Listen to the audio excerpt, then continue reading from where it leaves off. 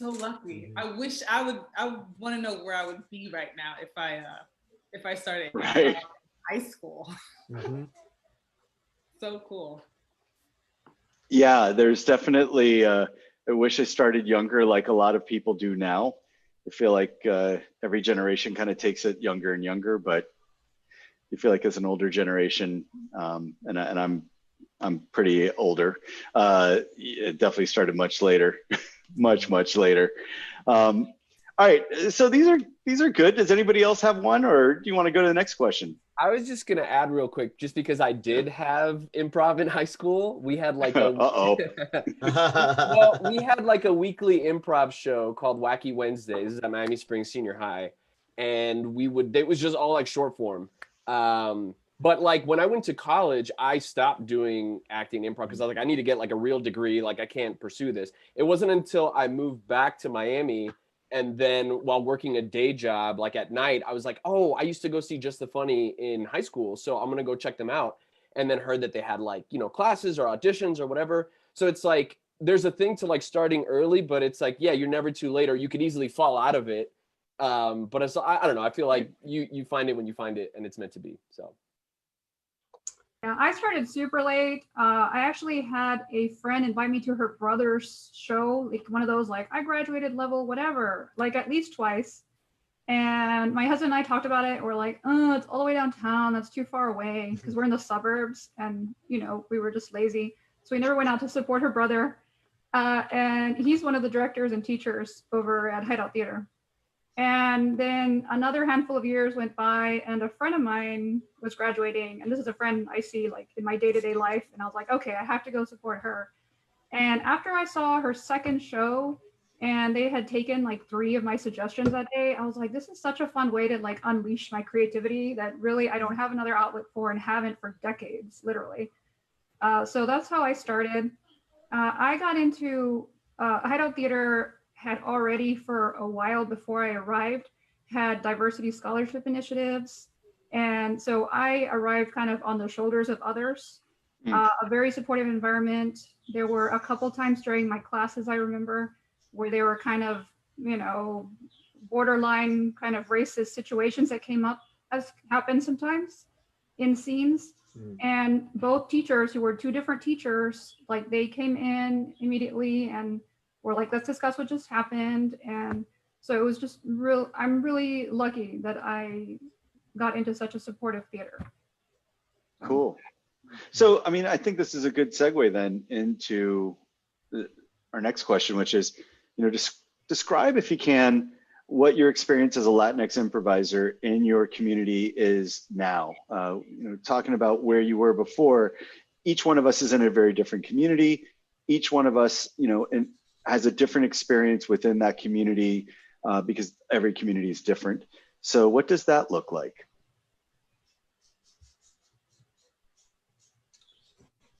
Well, I started taking improv classes, I'd say in 2012 or 2013 in Chicago. And even that time, it was still all mostly predominantly white. And any classes that I took, you probably have 1, 2 Latinos top. And it felt like that for a long time, until I would say about 2016. I'd say like 2015, 2016, like the last 5 years, I noticed there's more of a focus on being more inclusive, right? Just being fair, giving people stage time, just something that easy. But I noticed it more of an acceptance, I'd say in 2018, 2019. But I'd say in the past 8 years, I've seen it grow. But even just that long ago, though, it just really felt kind of limiting. And even when I went to my first few shows, I didn't even want to do it, because when I saw it, I was like, oh, this is just, everybody looks the same. Everybody's in plaid and everyone's a guy, and they're mostly from the suburbs. And that was just my exposure for 10 years going to improv shows until in my late 20s. I finally took a class and I was like, all right. And then until the last couple of years when, especially some of the bigger cities like Chicago and New York and LA and Miami, always Miami, but they made it very important to give people some representation, seeing that in theaters and on stages. So, I mean, I personally feel like also I've seen a real turnaround. It's not enough, but I have seen some promise. Yeah, it's an interesting question. I guess to those who are coming from Chicago specifically, what made you stick with it? If you felt the same way that what Nicole experienced. I definitely did. I moved to Chicago in 2016 and I did my whole training. And it wasn't until the last level of my training at IO that I had another Latino person in my class. And I remember, especially from coming from a community that was so like supportive of my identity and like, I didn't even have to think. I honestly never even thought about the fact that I was Latina, of that being like a super importance, because I was like, it was just me. And then realizing that that part, that me is so different from other people as soon as you step out of your community. And I cried many nights feeling completely out of place. Obviously, you know, being like, you know, I know that I'm talented. I know that I have a lot to give. I know that I have a lot of range and stuff like that, but just feeling inadequate because I felt like I just didn't belong. And not only that, not only because I looked different or sounded different or, you know, and, you know, all the other things like being a woman and being a plus size woman and, you know, being a queer woman and all this stuff. There just was no space there. And even when you asked for space, people wouldn't, they'd be like, yeah, sure, we'll give it to you, but they never really did. And so what I started to realize was that I was going to have to make space for myself. And as soon as I got done, you know, with the programs and I got a shot at being on stage, I was like, I'm going full out, full Cuban, full me. I joined teams that were all about Latino-ness. And I started producing and making shows because I was like, the only way that I'm going to get a spot here is if I really, really, just really stick out and I work hard and I make it happen for myself. But I can't even tell you how many nights, you know, months, weeks, just crying and just feeling like maybe I should just pack it up and go back home where it's easy, where I belong, where I don't stick out like a sore thumb, where people don't make, you know, where I have space to be. Yeah. And it was just the weirdest. And, you know, obviously I say that out of like huge privilege of being in a community. And I remind myself every day that like, I didn't experience a lot of racism and a lot of stuff until I moved here. But it was wild. It could really change your perspective about a lot of things when you suddenly realize that there just was never a space made for you to be part of it. Well, I think the cool thing is that you made that space for yourself. And I think that's one of the things that I learned. You know, sorry, I didn't mean to jump in, Marlene. I see you. But I just kind of want to piggyback off of what Steph was saying, is that, you know, I was coming from, you know, living in the Bronx in New York, and my family's Puerto Rican. And so I had all that, I had my family there. And then like doing improv out there, it was just, it had a nice, small, but a nice amount of, enough for me to feel okay. But when I came out here, I felt the same way, where it's like, what is this? What's happening? Why is it so, I feel so left alone. But one of the things, really great question you're asking, David, is why did I stay? And it's like, kind of like what Steph is saying, it's like, you know, I'm gonna use this corny, this quote, but it's like, be the change you want to see in the world. So it's just like, I'm like, you know what, forget it. I'm going to be that change. I'm going to do something about it. I'm going to go as far as I can. I've created programs. I've encouraged workshops and pushed for, I wish I could even do more or could have done more before COVID. But yeah, it's just about, and the one thing I will say I thought was really, really cool is that when people, I mean, it is kind of intimidating when you see like all these white people and you're like, oh, they think this thing is funny. I don't think that's funny. I'm not interested in that, whatever. So you think you're out of place. But I will say there is a nice appreciation for when you bring what your background is. Like when Steph did her solo show, it was awesome. Like people loved it. And it's because they don't get to see that. So we're bringing what we have to the table and bringing something different and something fun. And so it's just a matter of like taking that step and and showing what you got. So because people actually do appreciate it, they just sometimes they fear what they don't know. Marlene, why don't you go ahead and add to that? Yeah, I wanted to add something because I definitely wanted to piggyback on what Steph said and what Jules just finished mentioning as well, which was for me when I joined improv, and that was, back in 2008 or so, it was, even then it was still very much male dominated, and I was only one of a few women. And I thought, oh gosh, do I even belong here? That inadequacy of the, do I belong in this? Is this my tribe? Is this my scene? I don't know yet. And because it was just something that hadn't evolved to that point yet. And I'm thankful that, obviously with the years that we've had, we have now, more than 15 women, 20 women in our cast, and that was really something that evolved over time. And something that, going back to what you had just said, which was, are we being represented? And for me, there was a moment of, okay, are we? Because here we are, even in Miami, that seems like it's such a place that's so culturally, open to Spanish speakers and Spanish cultures and Latino cultures. And I love that. And yet still, we hadn't had a Spanish show, and we hadn't had Spanish classes. And I remember, saying, well, we need to do this. Let's do this. Let's launch this. And, this may be a plane that may take off and land, and only be in the air for 14 seconds, or it may stick around. And, I'm glad to say that, we've had, our Que Pasa improv team, and, we've had a consistent Spanish team to perform in Spanish and in English for more than 3 years now. And obviously we're even offering Spanish classes, which is something that, people were hungry for and people wanted, and we needed to satisfy that. So, I think that we, slowly we can, stay on that path, because people do want that, even in other towns, where even the culture isn't as prevalent, Latino culture, but it's still something that we can work towards for sure. Yeah. Now, Will, I have a question for you, because I was thinking, all right, Will, when you were introducing yourself, and you've got this incredible career in improv, when you were first starting out, what was that like? Because we're talking different cities. We're also talking different time periods, multiple time periods, as you've moved around. What was your beginning like? So I got introduced to improv when I was a freshman in college in Boston, and that kind of, I point that out. It's pretty important because I think it's a big part of my story, because I was trying to do theater. I didn't do a lot of theater in high school, and I just wanted to do it.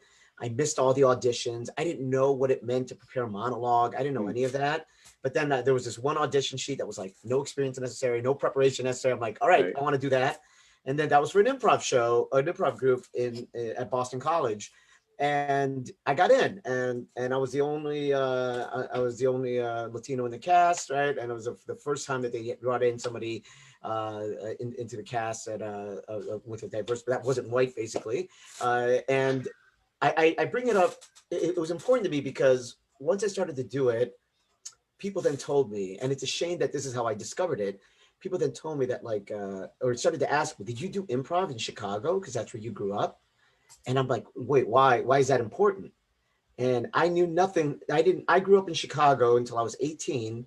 I grew up on the South Side, had no idea that I was a few miles away from the epicenter of all improv. I didn't know that Second City, growing up on the South Side, there was nothing, for me, there was nothing north of the Sears Tower in Chicago. I didn't know, that was I had no idea what was up that way. But I bring that up because I look back at that time, I'm like, there was no real outreach going out into those neighborhoods. I grew up in a very Mexican neighborhood in Chicago. There was no outreach that way. And I always think back of what if I was exposed to improv at an earlier age when I grew up in Chicago, how, what would have happened? How, where would my career have gone? But I'm actually thankful that I had to work to find it later, because now that's become a big part of how I ran Improv Boston. how I'm helping to run Improv Asylum now, and how I run Florida Studio Theater Improv is like, we got to go find people. We got to bring it to them, right? And so here in Sarasota, it's a small city, right? We're 60,000 year round, right? Residents, 100,000 at peak, right? It's a small town, but you know, our cast, we have 3 Latinx players, including one formerly from Just a Funny. For a small cast, that's a nice size. But now I have to go to the Latin communities nearby, and we'll go there. And I'm like, you know what? Let's find a room. Let's find the back of a restaurant. Let's find a community center, and we're gonna do a show in there. Because for me, it's because that's, I wish somebody did that for me. Like I wish somebody came to Pilsen or Little Village and, you know, did a show there, because that would have been very helpful for me. And I'm hoping that, you know, there's a Will Luera in one of these communities that'll be like, hey, this is a cool thing. I want to do this. So yeah, so that's kind of bringing the last 2 questions into one answer for me. No, that's fantastic. And I guess this is the perfect segue into, and we could probably base everything around this, which is, what are some of the biggest challenges that we as a Latinx community or Latinx improvisers in our communities, what are we facing? And again, this could probably take up 5-6 hours alone, but I'm sure plenty of people have plenty of things to say. So just start firing off, because there's a lot of challenges out there. We should definitely talk about them. I don't mind just very quickly getting on this. I know for me, you know, I go back to maybe 20 years ago when, and this isn't in any way to disparage the work that UCB has done, which has been significant and amazing.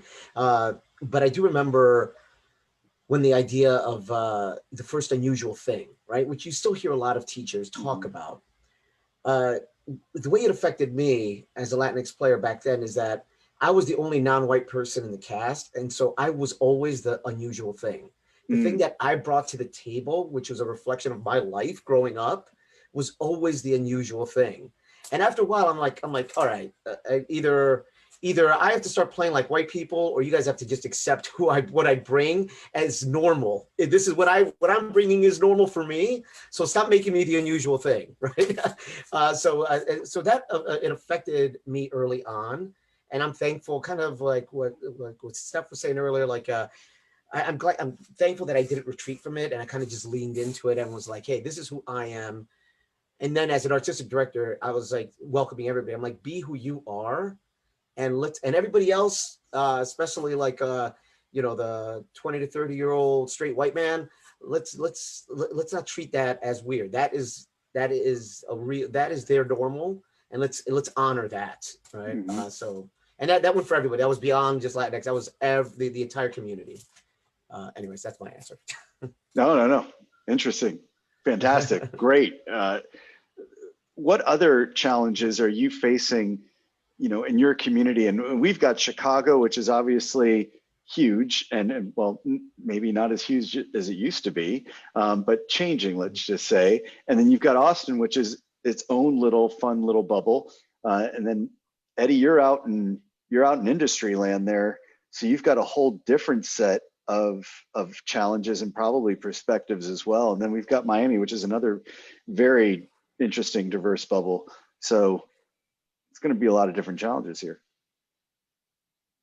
I think everybody's challenges obviously are going to be very different. One challenge I could probably name that for me becomes a little frustrating is, and I'm a very patient person, but like where you feel like you constantly have to teach people, that's frustrating. I mean, again, I mean, you look at me, I'm Black, right? I'm Black, but I'm also Puerto Rican, and it's really frustrating and insulting when people choose not to take the time to learn on their own, or like they feel like you should be teaching them, or there's something that happens on stage. And one thing I always hate is when I get that look from the other players, like, is that okay to say, or is that okay to do type thing. For me, that's frustrating, because I'm just like, you should know. or you should try to know, or at least educate yourself the same way I've been forced to educate myself in everything white. It's been forced on me since I was a child, all of us, whether we know it or not. But that's something that really, that's a big challenge I've. Now, Jules, that's really interesting. And if I'm pressing too much, tell me. But can you give an example of that? Because I think for people watching this who may be sitting there right now saying, wow, I don't know if I've ever done that before. What does that look like? Could you give us a specific example, just because I think that would be helpful? There's different examples in different variety of ways, but one thing that sticks out in my head, so dumb, it's so dumb. But like, you know, I'm from Houston, I'm from the South, and we have different phrases and things that we say regularly, and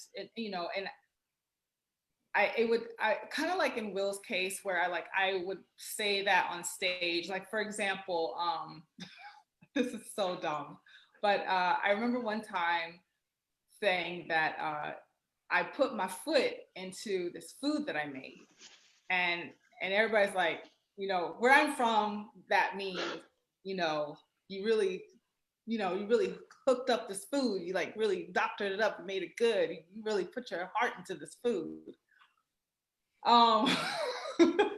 And yeah, it turned into that scene, and see, that's a different variety. That's like that's a phrase that we Southerners say, Black folks say all the time. But like,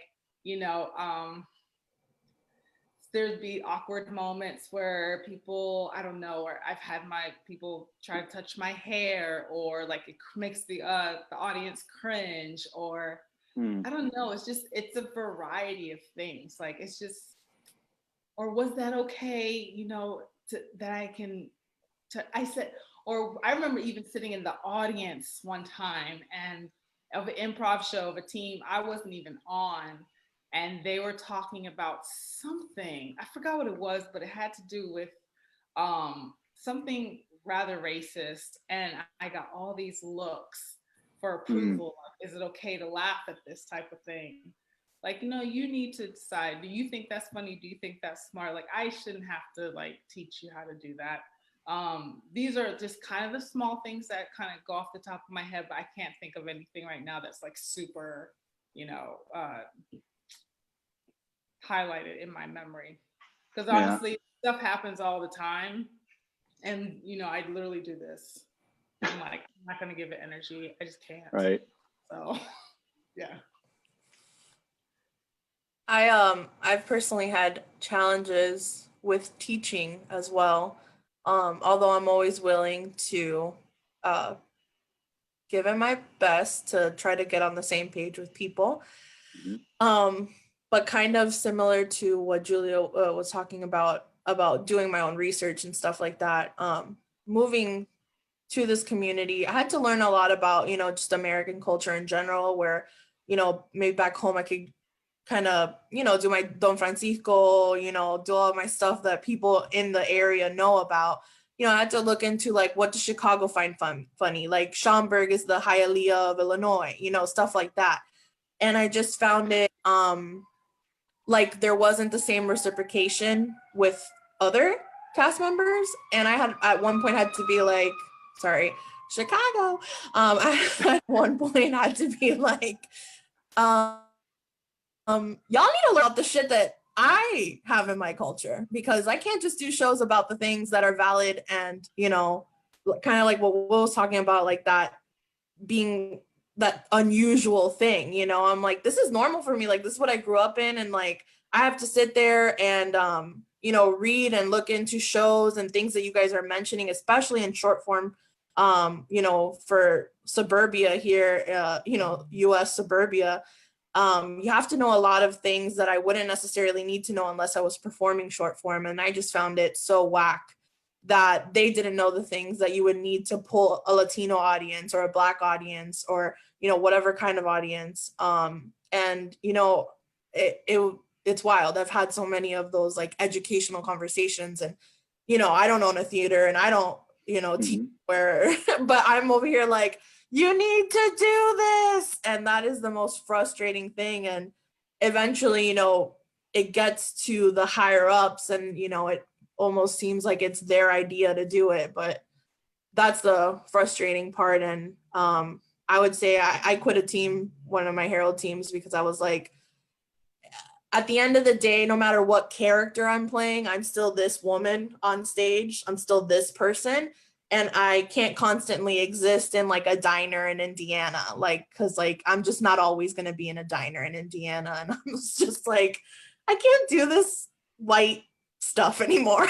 Like, I love you guys. You have very good intentions. I know you're not racist, but if you can't expand your world out of this, then I don't want to play in it, and I'll just do my own thing, you know. And it sucks because it's like so many people are talented and with good intentions, and there's just like all these roadblocks that people do not want to admit to, because then it would require work on their part. And so it's very interesting for sure. I'd like to hit that challenge from the other side. And that is to say that I feel like there's a lot of restraining of ourselves that happens when you are the minority, which happens often in whether it's classes or shows or whatever. And I founded a group called ATX Stage Diversity, and I got really lucky in that a lot of people joined me. So now there's like a whole group of us that get together and plan events. And originally our plan was to have conversations, like we were just going to just talk about diversity kind of across the performance arts in Austin. And what ended up happening is that it became a way for people to connect with each other.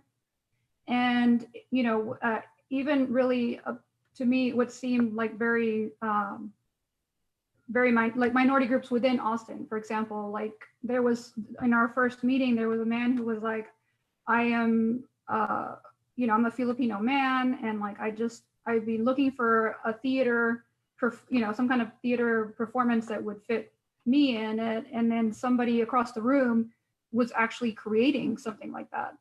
And there was just like a lot of emotion throughout the room. And it reminded me of when Escándalo first started, the improvised telenovela. And we all were having like a precast party. And we're all Latino, so there were like 3 precast, you know, pre-show parties and 3 after-show parties.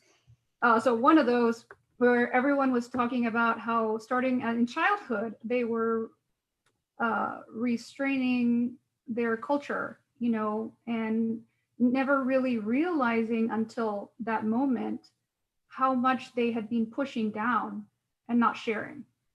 And again, like just a lot of tears, because you don't even realize how much you are changing yourself to fit in with what your white castmates will be comfortable with, what they think is funny.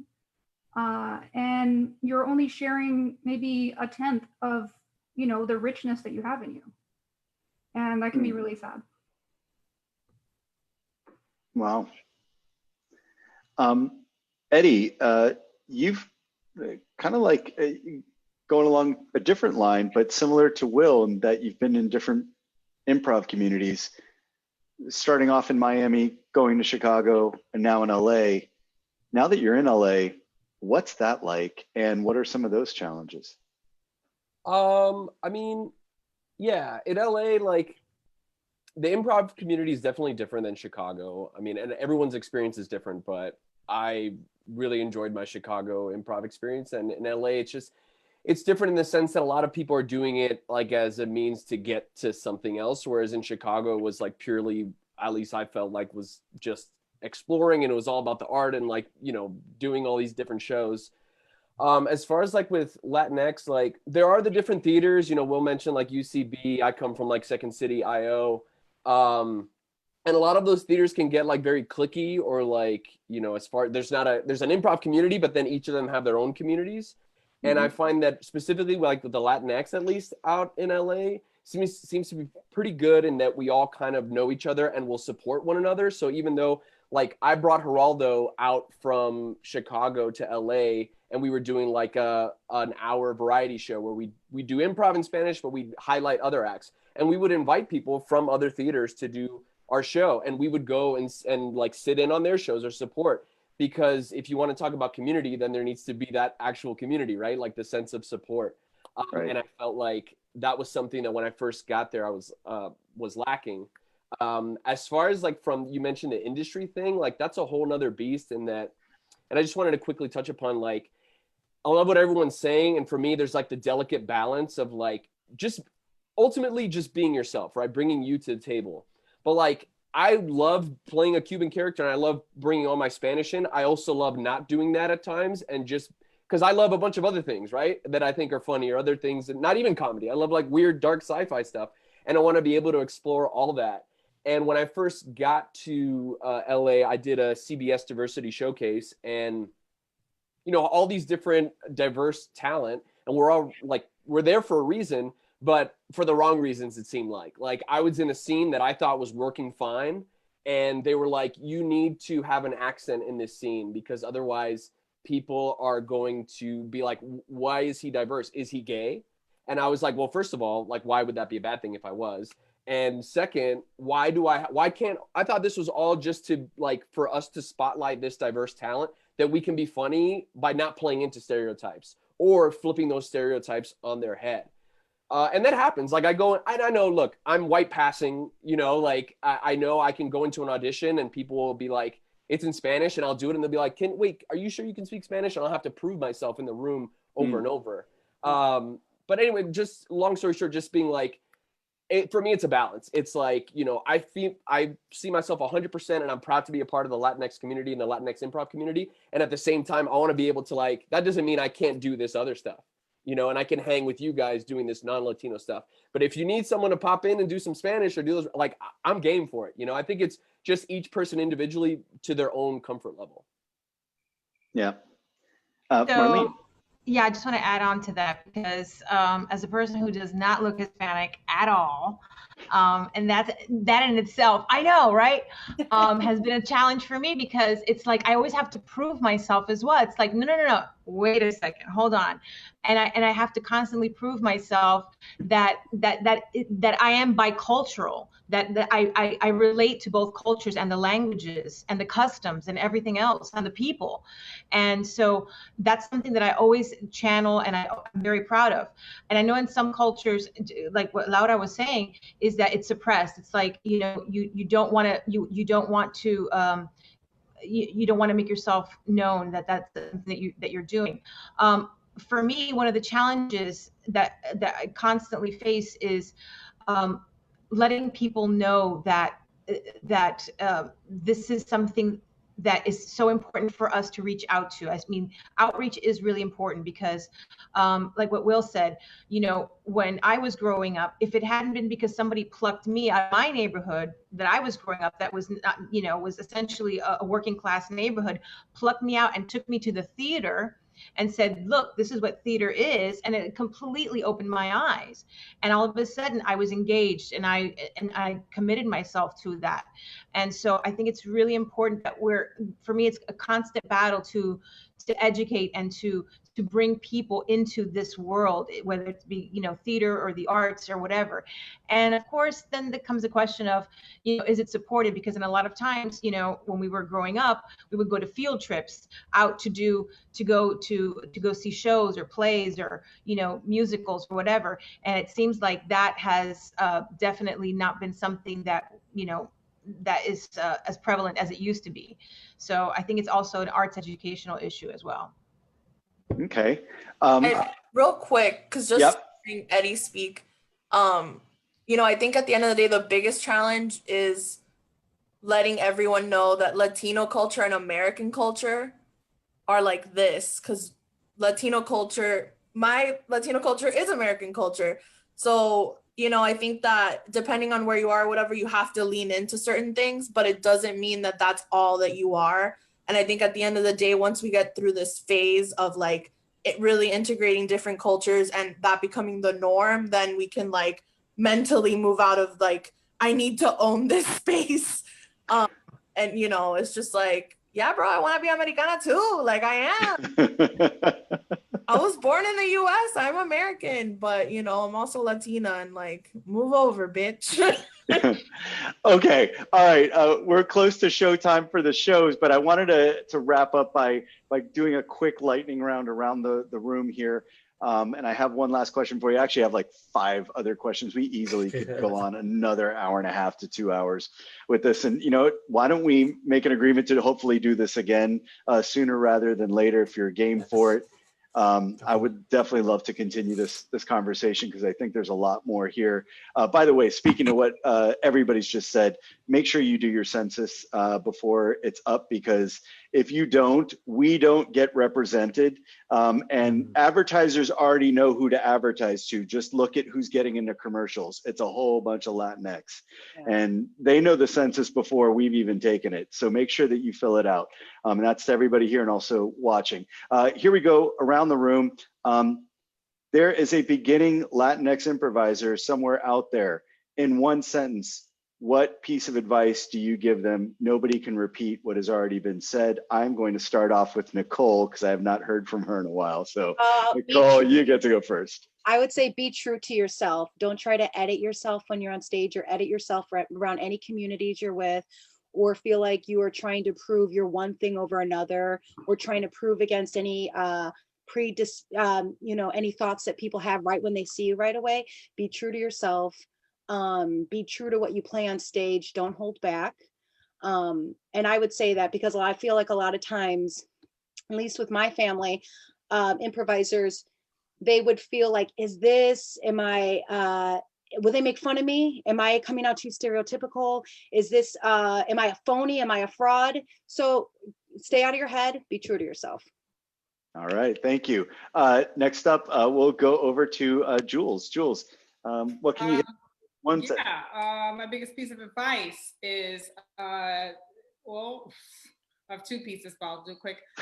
Pick your mentors wisely. Know who your mentors are and choose them because you are drawn to them, and there's something about their aura and their spirit and who they are that affects you in a positive way. And keep your eyes on your own paper. Everybody's path, everybody's journey is different. Just because somebody's on SNL doesn't mean that that's your path. You will be okay. You are going to succeed. All right, thank you. Eddie, I'm gonna jump back to you. One piece of advice you would tell a beginning Latinx improviser. No pare, sigue, sigue. It's not easy, man, but keep going. Like, you know, we have to work 2x, 3 times as hard, whatever, but it's in our blood, right? That's what we do. And like, there's gonna be hard times. I'm wearing this Miami Heat hat. Dwayne Wade had that famous commercial, fall down 7 times, get up 8. That's what it's all about. Just keep going. All right, brother. Thank you. Lauda, tell us what you got. I would say that if you are looking around and you're like, I'm not sure where I can join, to start your own thing and to not be afraid of doing it really, really early. So I think there's a lot of imposter syndrome. I mean, especially as a person of color, but for anyone, any human, where you're like, I'm not good enough, I'm not worthy, blah, blah, blah. Just start your own thing, find your people. There's so many different personalities out there. You'll know who they are, and just start something. Awesome. Thank you so much for that. Will, you can, one piece of advice. You don't need to yes and everything. If somebody is trying to put you in a box and you're not comfortable in that box, like it's reinforcing negative stereotypes, it's all right to call a timeout on that, and you don't need to yes and that idea if somebody's trying to do something again, put you in a negative box. Awesome. Thank you so much. Marlene, one piece of advice you'd give to a beginning Latinx improviser. You define your own success. And that would be it for me. It's, you know, this is your show, and you define that. So just don't let anybody else tell you whether you're right or you're wrong. Awesome. Thank you. Steph, take us home. I would say no matter what the little voices in your head say, you belong, and make sure to stand up there so other people can know that they can stand up there with you too. Awesome. Thank you so much. I want to thank all of you. This was absolutely fantastic. And just personally, it's been great to see everybody. But more importantly, this could easily go on another 2 to 3 hours. And I would be, I'd have a million questions for you and so eager to hear what you have to say. So let's please do this again. I want to give some shout outs here. Steph Perez, thank you so much. Will Luera, thank you. Thank you. Jules, Julia Morales, and everything you're bringing to the table up in Chicago. Thank you. Laura Galan Wells, thank you so much representing Austin. And clearly there's a bug that's making a cameo. And Eddie out in LA, the Heat will hopefully win one. I sure hope so. We'll see. We'll see. I'm just happy they made it this far. Right. Nicole, it's so great to see you again. Thank you for everything. I know that one little nugget at the end, what a great way to kick off the advice piece. And Marlene, partner in crime, thank you so much. We're going to move on to our shows now. So we're going to say goodbye to everybody. So if you could stop your video and mute, we're going to move into our show aspect. Thank you so much. That was our panel. How exciting was that? That was incredible. We had so much great insight. If you are just joining us now, we do have shows coming up here at Fuacata. I just wanted to once again say thank you so much to all of our panelists. We just had an incredible panel on everything Latinx in improv, and easily could go on. If you missed any part of it, we will be putting that up online. It was recorded, so I know that we had a technical glitch up front, but it's there. So if you want to see it, you'll get to see it later on. We'll post that. One other thing I want to say before we get to our shows, and I'll intro those in a second. First of all, you're here, here at Fuacata, which is our Latinx Improv Festival. How cool is that? This is our second year. We started this last year. And where do we start that? We started that in our home in Miami at Just the Funny, which is Miami's home for improv and sketch comedy. And that was an in-person festival. Obviously, we can't do that this year, so we opted to do the next best thing, which is to do this festival online. If you enjoyed the panel, if you're just getting here now and you're like, I'm here for shows, please know we got a bunch of great Latinx improv shows. They're all going to be happening in Spanglish. So if you don't speak Spanish, don't worry, we got you. And if you do, ya tu sabe, we're right here for you. Please make sure, if you do like what you see, if you're finding value in what you're seeing, sorry to make this sound like PBS, but go ahead and support Just the Funny. We've got our link right there. That link goes to our page where you can support everything from, you could sponsor a student in an improv class, somebody who's going to get to learn improv for the very first time in their life. You can make that dream happen. You can also sponsor a future show. If you got a business out there and you want to promote it, we've got a great audience. They love watching us. We would love to deliver our audience to you, so you can do that, and it's super affordable. Also, if you just want to donate, just be a kind-hearted person, go ahead. We're not going to stop you, and we'll thank you for it. And if you want a public thank you, we'll shout that out too. So feel free to do that. Again, to do that, all you have to do is go up here, Just the Funny, and that's at justthefunny.com/support. You can go and find out everything we got going on from that angle there. All right, so now it's time to talk about what is coming up next. We are so excited. That panel that we just had was absolutely amazing. And, it's like, how do you continue after that? Well, I think we can hopefully do that for you. And we've got some incredible artists coming up. And it all starts with our very own from right here in Miami. We've got our very own here at Just the Funny. We have our own Latinx, usually in Spanish language, but tonight they're doing a really awesome show in Spanglish, and that is Que Pasa Improv. So right now, we want to bring in everybody from Que Pasa Improv, and we're going to be doing that. They're going to be coming in to do their show for us. So we've got everybody from Que Pasa. They're going to be doing an incredible show. It's a variety show. It's got lots going on. And again, this show normally takes place on our stages here at Just the Funny, but tonight it's going to be online. So you're going to get a special treat because a lot of people have missed this show for quite some time, including the people who've been playing. So Que Pasa Improv, come on out! Woo! Yes. I'm clapping to myself because I can't hear anybody. Oh, yes, I'm not alone. I'm so happy. So, yes, welcome to just the funnies, Spanglish improv group. We are ¿Qué pasa improv? Wah, wah, wah, wah. Yes. Woo, woo, woo, woo, woo. I am, yes. I am so happy and actually a bit freaked out because I've never done this from my house. So I feel like I'm in this like job interview. But we have an amazing Spanglish show for you guys. Tenemos un show espectacular para ustedes, mi gente. And just a little tip that this show that you guys are about to see is absolutely improvised. This is a show that would only happen right now and then it will fade into the darkness. So it's going to be amazing and I'm very excited. And we need your feedback. We need your suggestions to make this show amazing. So if I'm making myself clear, can I get a what? Yes, I'll imagine it in my house. What? Yeah. Entonces, without further ado, sin nada ¿Qué? más que agregar, es momento. This is the time to start our improvised scene. But right before we start, I need a suggestion from you, the audience. I need a suggestion of what could be a silly reason for a suit. ¿Cuál puede ser una razón tonta para una demanda? Tipo, me robó la clave del Netflix. Tipo, me comió todas las croquetas.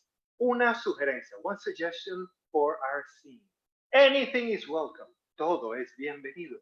Entonces, por favor, escriban y nos dan su sugerencia. Mientras tanto, yo acá voy a hacer un acto de mimo. No, mentira. No.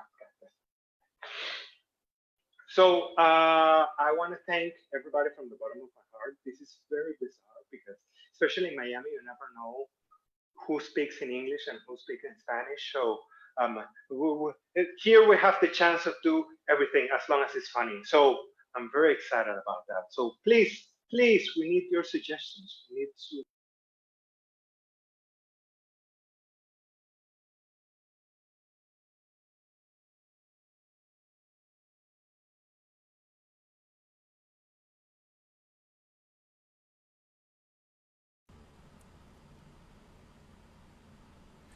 All right, Milton. I can't really hear you right now. I think you're on mute.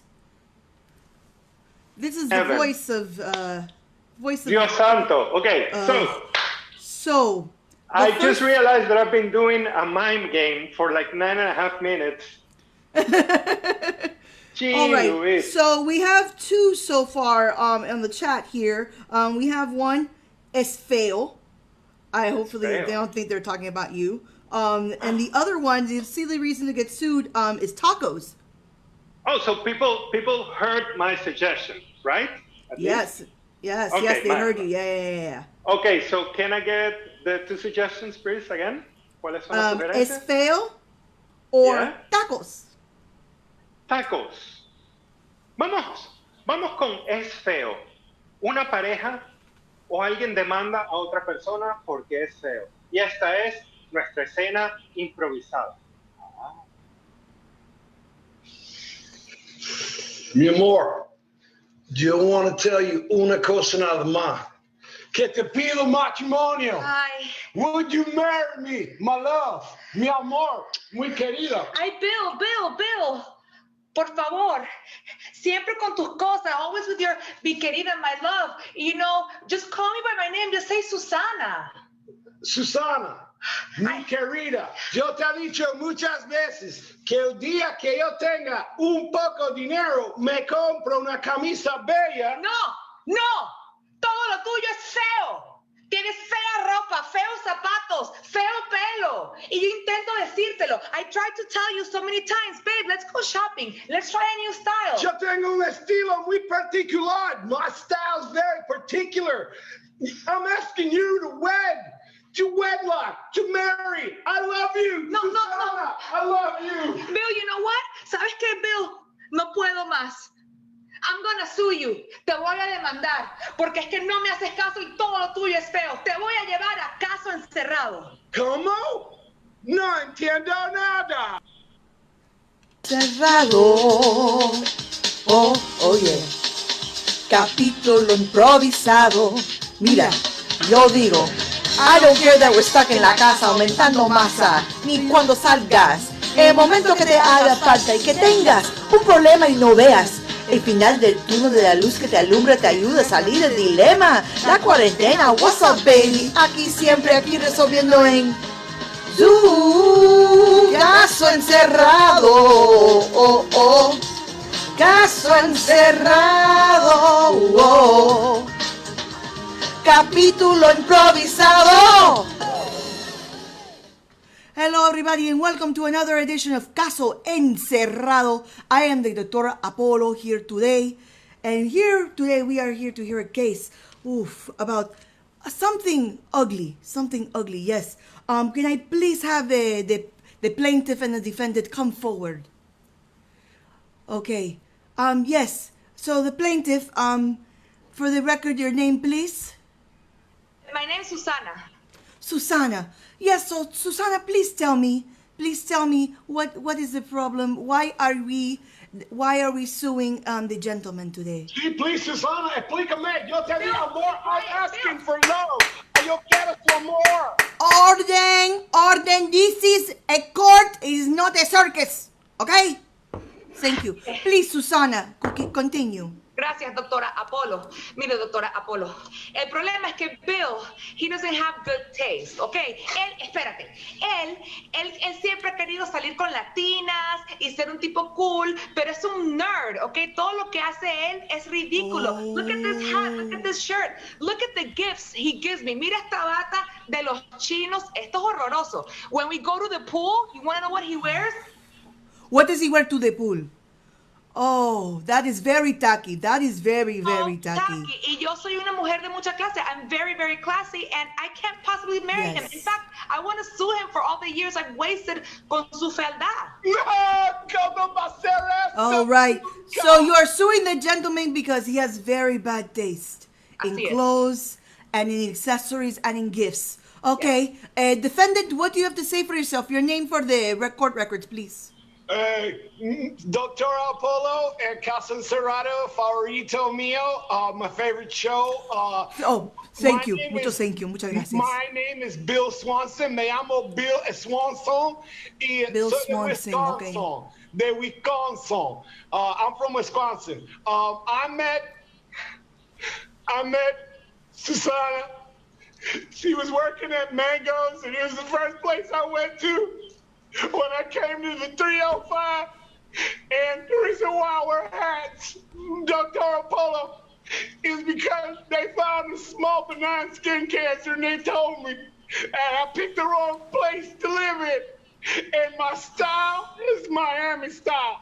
It's straight drip 305. Like, what is she talking about? I come from Wisconsin. I'm stuck in the cold. Orden.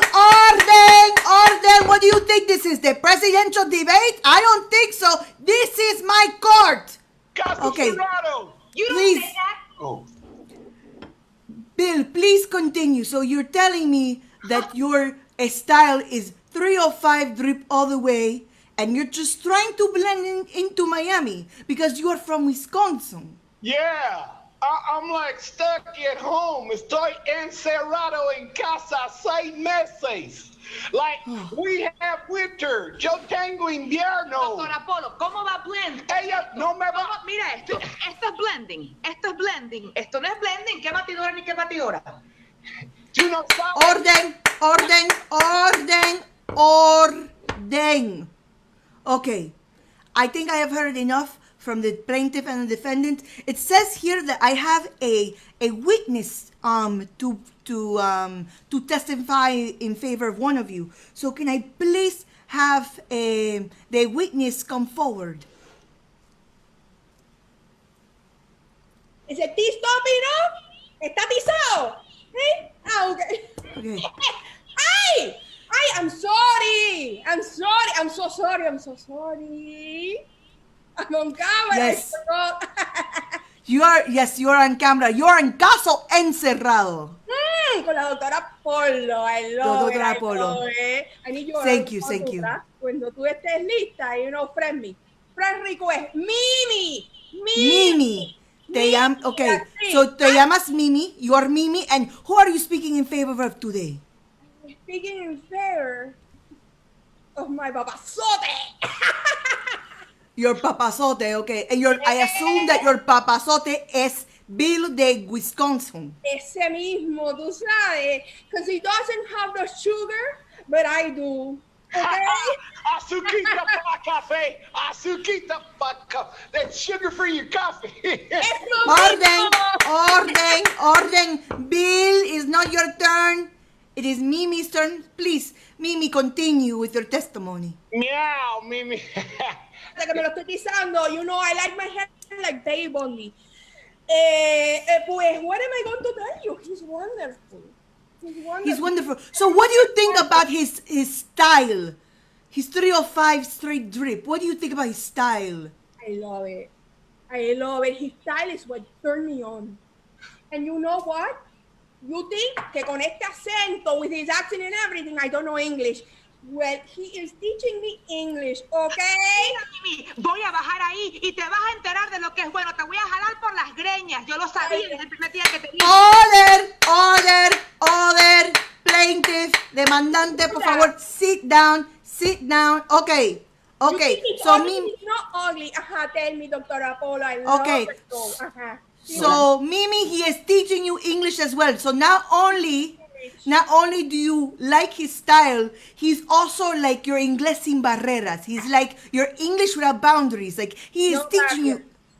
He's teaching you English. For gratis. I do it for free. So he's voluntarily teaching you. Wow. It's a free lunch. Aquí la única gratis es ella, que es una regalada. Orden. I have heard enough from the witness. Thank you very much. Espérate, wait. Coño. ¿Cómo que wait? Este es mi corte. He met her at Mango, pero he met me at La Carreta. Okay? Oh, that changes everything. The fact that you met at a classy establishment like La Carreta, that makes sense. La Carreta. Yeah. Orden. He dicho, espera. He gave me a bata. And he gave you y esa bata es más bella que la otra. It's much better than the other one that Susana has. Pero bueno, Christian Dior, wow. Bueno, muchas gracias, Mimi, por tu testigo. Very much for your testimony today. And it says here that I have an expert. I have an expert witness here today. Can the witness come forward, please? Hello. Yes, and what is your name for the court records, please? Well, you can use, tú puedes usar la única, the only one. The only one. That is your name. Okay. So la única. I will call you la única because that is shorter in Spanish than it is in English. Okay. So la única, the unique one. Please tell me, in your expert opinion, does Bill dress in an ugly fashion? Well, truth is, o sea, yo he estado estudiando estilo many years. I've been you study style many years, okay? As you can notice, no? Very stylish room behind you, Jess. Absolutely. We are in the hipster mood. Okay. And well, even I am based in LA. Entonces, de LA. Okay. You are from LA. Estoy estudiando el estilo de Miami. Okay, so you are a style expert and you have studied the style of Miami. So tell me, is Bill's style 305 style drip or is it just plain tacky? Oh my God. Tacky, not even tacky. Worse than tacky. Worse than tacky, you say? Worse, peor que tacky. O sea, es algo nunca visto, es una ofensa a la moda, al stylish, al origen cuban, Latin America. Es un insulto. We are about to demand him. Queremos demandarlo. Realmente hemos estudiado la moda a lo largo de los años. Bueno, muchas gracias por... Yes, thank you so much for your testimony. Thank you so much. So you have studied fashion for many years, and you think it is beyond tacky what Bill from Wisconsin is wearing. Absolutely. And Dr. Apollo, let me tell you, you look great on that. Thank you. Thank you. But- Thank you very much. I have a glam squad. But your makeup, but you're great, but just saying. Okay, thank you very much for your testimony. Okay, I have reached my decision tonight for the case of Susana versus Bill. Okay. Doctor Apollo, just let me say something, okay? He might be tacky, pero esta que tacky is not staying aquí. Ay, como rima la niña. She rhymes. Okay. She can rap it. Like, Okay. I don't think we can fix this lady, but we can try if you want. Okay. Orden. Like I said, I have made my decision. Okay. First of all, Bill.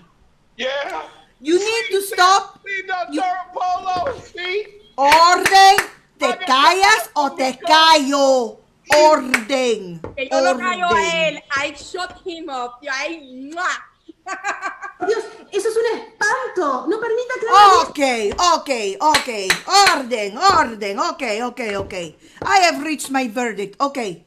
So, Bill, what you're going to do is you're going to take the outfit you are wearing now, you're going to find a dumpster, and you're going to start a dumpster fire because that outfit is atrocious. He dicho, caso cerrado. Dios mío. Oh my God.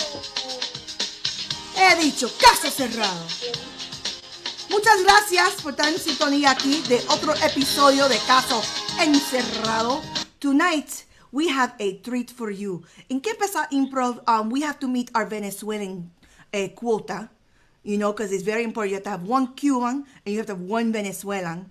And tonight, we have our token Venezuelan here to give you 5 minutes of unadulterated hilarity of stand-ups. So give it up, ladies and gentlemen, for Milton Granadillo.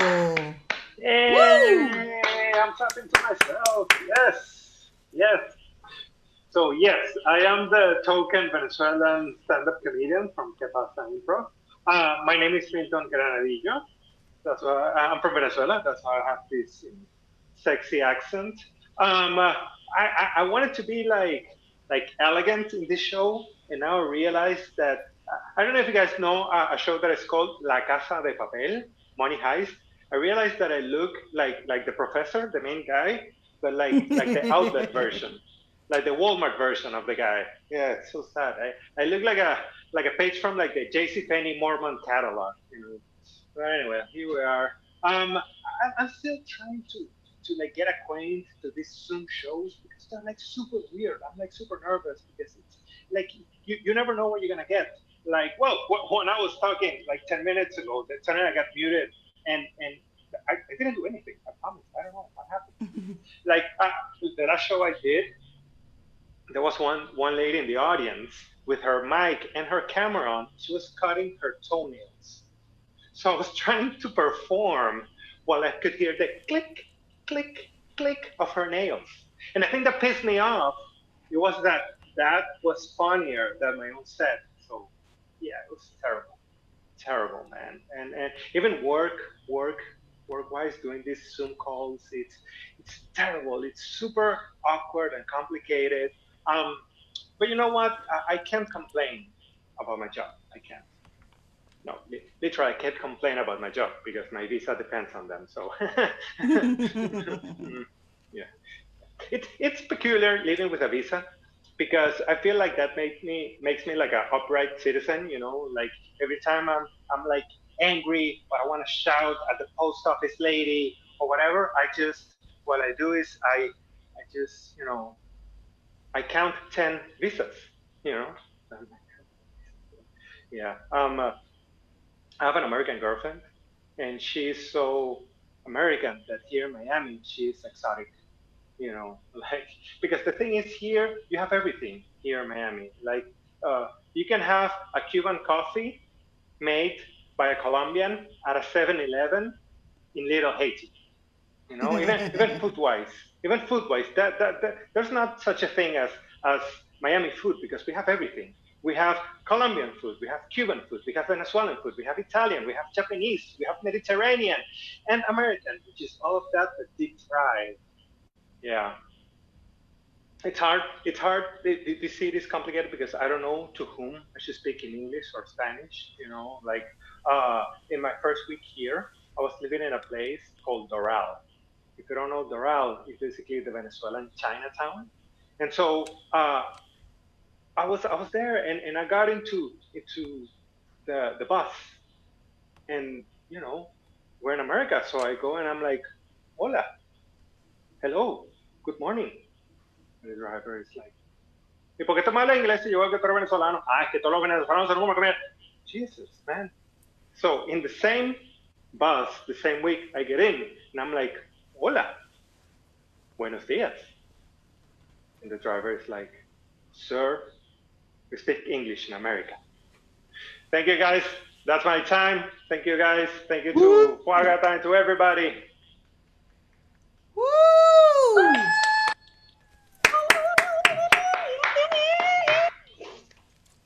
Yes! That was our set. Woo! ¿Qué pasa, Improv?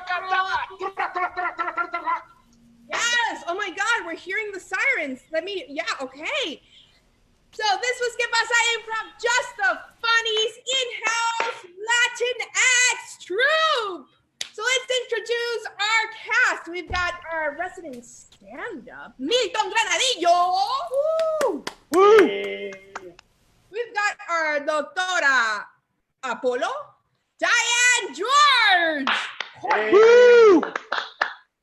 We've got our married, wonderful, fabulous couple, Gabby and Danny. Woo! Fabulous Argentina, Romina Patriela. And I am your resident chonga, Diana Aleman. Woo! So check us out here live at Just the Funnies page. Our next show is October 17th. And if you watched the panel before that, you know that we've got classes, we've got shows, we've got so much. Tenemos tanto pasando in your language, in my language, in everyone's language. It was so awesome to be here, and we can't wait to see what's coming up next in Fuacata. Woo! Thank you. Good night. Thank you. All right, let's give it up once again for the wonderful ¿Qué pasa, Improv? Woo! They're still in the room. I love it. Okay, we've got so much going on tonight. It's all going to be a surprise. Not going to tell you everything up front. You got to keep watching if you want to know who's coming up next and then next and then next.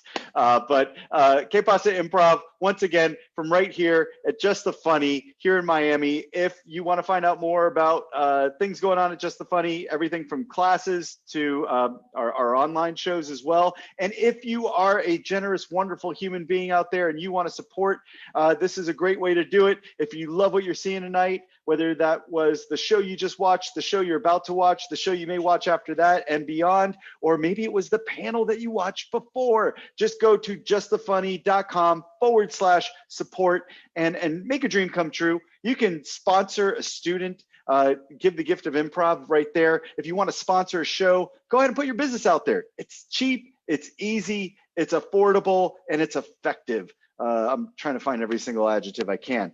All right. Enough said, because we've got another show coming up for you, and this one is personally just such a wonderful thing, because a very good friend of mine who I had the privilege and honor of meeting so many times everywhere but Miami. We were in conversations, and she's been a little bit out of the improv game for a little bit, and we were talking, just about life and about improv, going back and forth via chats and stuff, while going through lockdowns and all that good stuff. And that's when the idea came, when we decided to do the online Fuacata. Why not get her involved? And so I asked her, I said, hey, would you like to do something in Fuacata? And she said, yes, I want to do a show. And I wrote back, all right, with who? And she said, with you. So it's a dream come true for me, for sure. Hopefully it's a dream come true for her. but I want to introduce to you the wonderful, the super talented, the incredible Cristela Carizales. Cristela. Hi, Mwah. yeah, it's a dream come true for me too.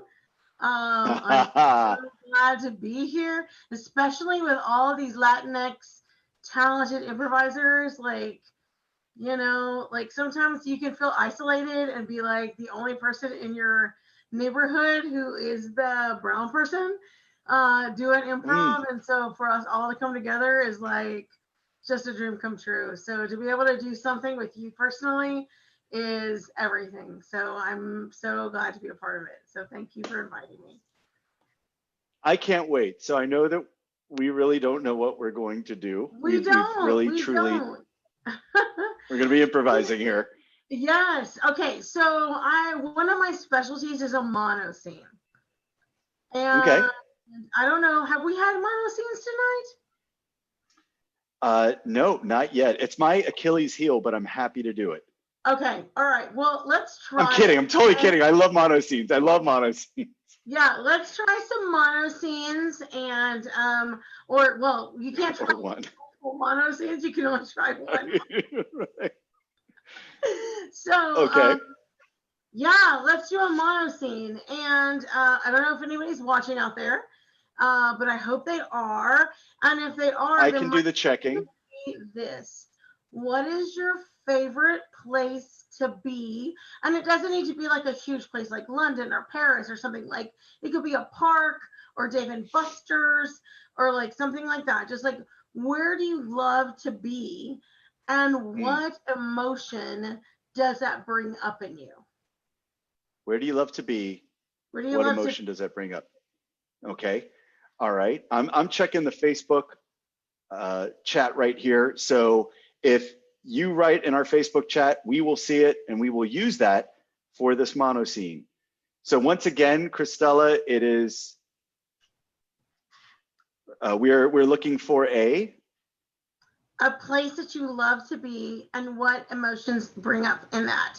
So like for me, Dave & Buster's brings up childlike excitement. So, I mean, maybe your place is a zip line and it brings up thrill or something like that. I just want a place and an emotion.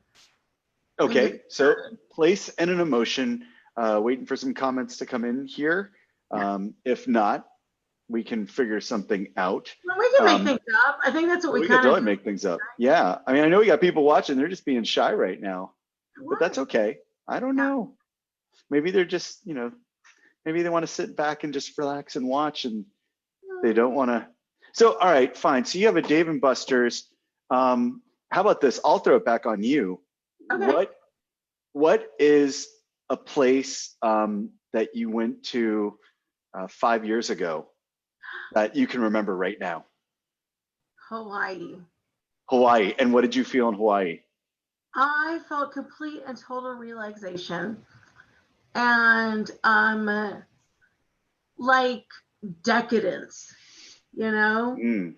Like just decadence of like, and it doesn't have to be deep decadence. It's not like I was eating foie gras, but it was like I was drinking Blue Hawaiis and it was just a beautiful place to be. So I just felt that was very decadent for me. So. Okay. All right. So why don't we play with that? All right. Let's play with it. All right. Fantastic. All right. Awesome. All right. I'm going to stop my video. And then when I restart it again, let's do something. Cool. All right. All right. And got it. We're going to do the show in 3, 2.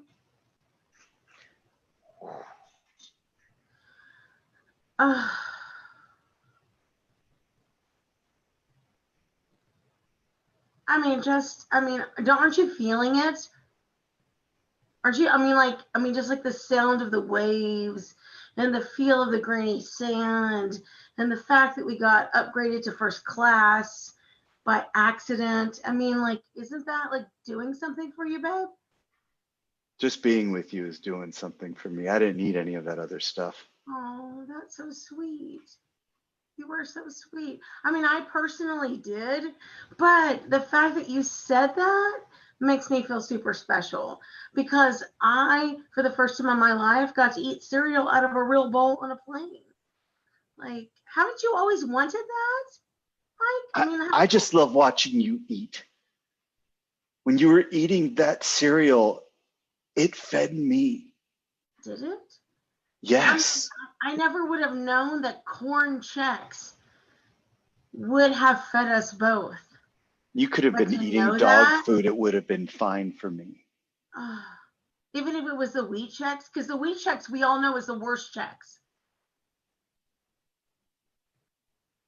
I know. But it wasn't. But had it been, I know. I wish you felt what I felt. You know, I wish you feel what I feel. And I don't know if you do. And I'm just, look, I'm putting it out on the line. I'm in love with you. I'm in love with you.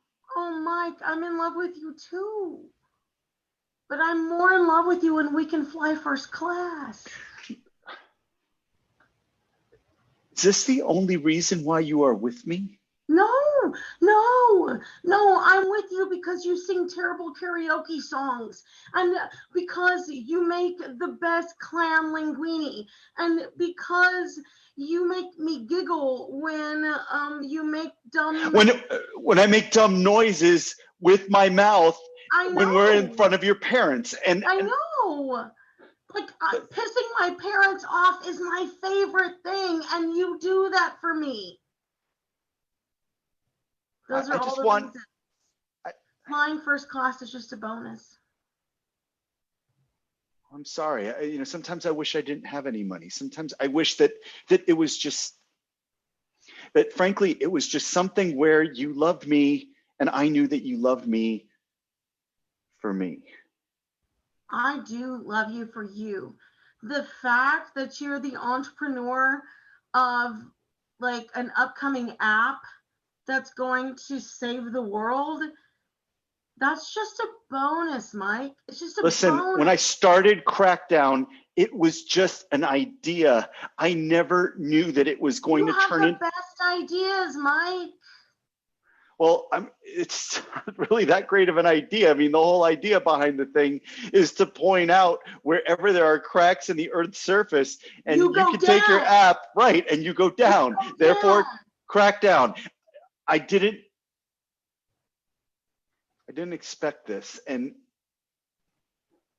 when we went out on that Starbucks that day and you decided to buy me that mango sweet tea because you saw that I had bought one and then you bought me another one and I was still thirsty.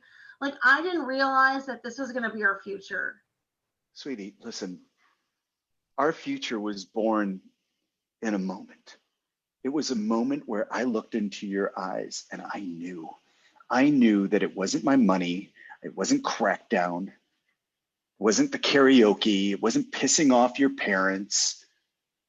It wasn't me taking a milk bath in the bathtub and you walking in and jumping in. Super sexy. It was very sexy. It was none of those things. It was a look. It was a look. And I knew.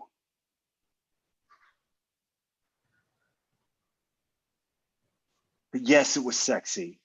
Yes, it really was. Like, I wanted to like dose some heavy cream in it. It was real. It happened. But I get it. I understand. I did that for you. I'm lactose intolerant and I did that for you. Can you actually soak lactose in through your skin? You can. Oh my God. I went to the hospital later on that night, but I didn't tell you that's how much I love you. Oh my God. I never knew. I took my dog for a walk the next day. I could not walk the dog. I just let him go. He came back 4 hours later. I don't know how he opened the door, but he got in. This is how much I love you. Mike,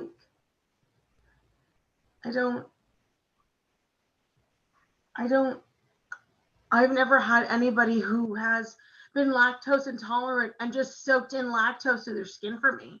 I've never known what it's like to have an entrepreneur who has the next biggest app in the world, who cares about me. I have always just been that girl who just worked in aisle 3 of the Walmart. And when you came looking for that cat food, I knew you were the one. I don't even have a cat. I just saw you there and I knew that, well, amongst the rest of the other women working, that you were the one. And you turned out to be everything I ever could have imagined and more. I sang songs about you at karaoke when you didn't know it. My Heart Will Go On. They want me to go to rehab. I love Amy Winehouse. It's great. Oh, Amy Winehouse. Oh, God bless her. No, seriously. Yeah. You know. Well, I went to my own karaoke's and What? I sang about you. What did you sing? I sang songs that I just made up, but I sang songs that I made up and I did it to songs that you know. So the music was known, but the words were all about you. That's right, babe. They're about you. I got friends in low places and I made that about you. Oh, did you say you had friends in mediocre places? Oh, I went beyond that, sweetie. Oh. I took Cisco's The Thong Song and made that about us. Oh my gosh, the Thong Song. One of my favorites. This is how I knew we were meant to be together. I know. It was so everything. Weird, but it's so and yet it was nothing. Nothing? But everything all at the same time. It was like the Big Bang. It was like it wasn't there, but then everything was there. Oh my gosh. Mike, you have to know that you have my I got you in all places where the milk flows in every spaces. I'll drift away and then I'll hear you say, please take me to the hospital, 'cause I think I'm going to die right now. Honey, COVID. that too. Yeah. No. We have to be honest in this moment though, right? But when I think of you, this is what my heart sings. Yeah. They want Well, me what to does go it sing? to rehab because of you. I won't go to rehab because of you. I want to be crazy about you. And I want to know everything about you. And I want to see everything about you. So I won't go to rehab. No. I know it's a little twist on it, but like. It works. It works. Like, you know, that's the thing is we just have to turn things around. We just have to turn it around. So. Sweetie, Yes. Crackdown is taking off and we're taking off. And I didn't want to come out here just to sit around and do nothing. I wanted to start something with you. Oh, wow. Like a marathon? It's a promise ring. It's a promise that we will get actually engaged. says promise on it. I love that. It's just a ring and says promise. Just promise.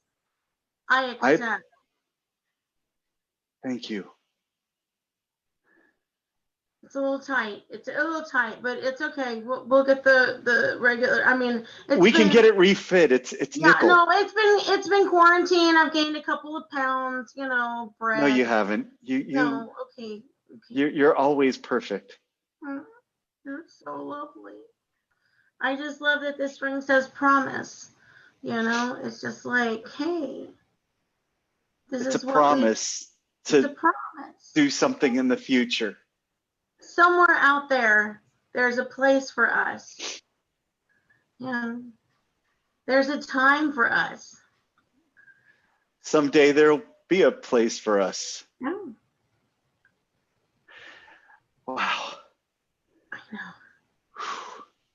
This is such a special moment to me. Thank you for meeting me in this restaurant and just bearing your soul, because when I met you on Tinder, I really wasn't certain what was gonna happen, because I was like, oh, he's super handsome, but he has all of these goals and these ideals, and so I wasn't certain. I But just wrote that stuff. you did? You're the one who saw right through me. Oh, I love But- that, because I don't have a PhD in economics. You don't? No, I don't. Whoa. I mean, I did take a couple of economics classes. Well, that changes everything.